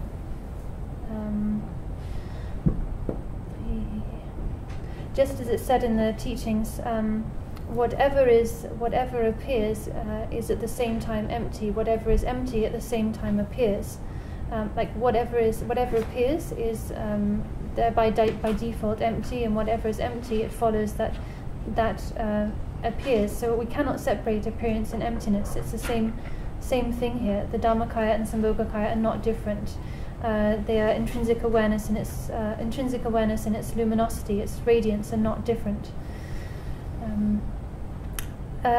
We can try to describe all of this and talk about all of this, and the experience of actually seeing, like I said, as it's described, the seeing which is the sublime seeing, which is actually not seeing, just like the act of seeing space. Space which actually has no form or color or any attributes, but still we talk of seeing space, even though it's like a non-seeing, right? We can talk about this and try our best to describe it, but really it's something that we have to experience directly for ourselves, through practice, through experience, first of all through receiving an introduction from a realized guru, through their realization and the strength of their blessings. When they introduce this ineffable state to us, then we can gain a glimpse of it directly, and have a direct experience of this non-dual ineffable state, and really gain a taste for it ourselves. Otherwise, without a kind of a direct glimpse of it, then no matter how articulately we try to explain it in words, you can never quite get there, because it's something that is essentially beyond words, right? There's a few lines, or a kind of account that is found in Jigme Ningpa's text, The Treasury of Precious Qualities, that I think will help to really illustrate this point. He says, even though the 5 objects, namely the objects of the 5 senses, form, sound, smell, taste and texture, even though these 5 objects may appear to your awareness, do not get attached to these objects appearing to your awareness. The true nature of samsara, is duality. Samsara is actually no more than the projection of mistaken dualistic perception, and the interplay between apprehending mind and apprehended subjects, which themselves are not established. So the nature of the nature of samsara, this play of duality, is just like drawings on the surface of water. When you draw something on water, it immediately, as soon as you draw one thing, it starts to disappear, right? And you draw another, and immediately that starts to disappear. So the nature of samsara, this play of duality, is just like drawings on the face of water. With this, Saraha is full of delight. With this, Saraha smiles with delight. So it's kind of, with these words, it's describing Saraha's own realization of the true natural state, his experience of seeing directly the intrinsic nature. Or you could describe it as his realization of non-dual great bliss, but basically meaning his direct realization of the true nature. It's just described in this way in Jigme Ningpa's text. So I'll just read these 4 lines once more. Even though the 5 objects appear to your awareness, to your mind, to your awareness, do not be attached. You remain unattached. Yeah, that's better. Even though the 5 objects appear to your awareness, you remain unattached to these objects. the nature of samsara, this play of duality, is just like drawings on the surface of water,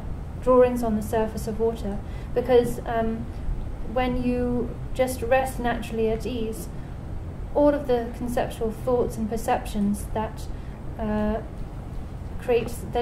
make up samsara, they just naturally disappear and dissolve, just like drawings on the face of water. So with this, Saraha is filled with delight, or manifests a non-dual great bliss. That's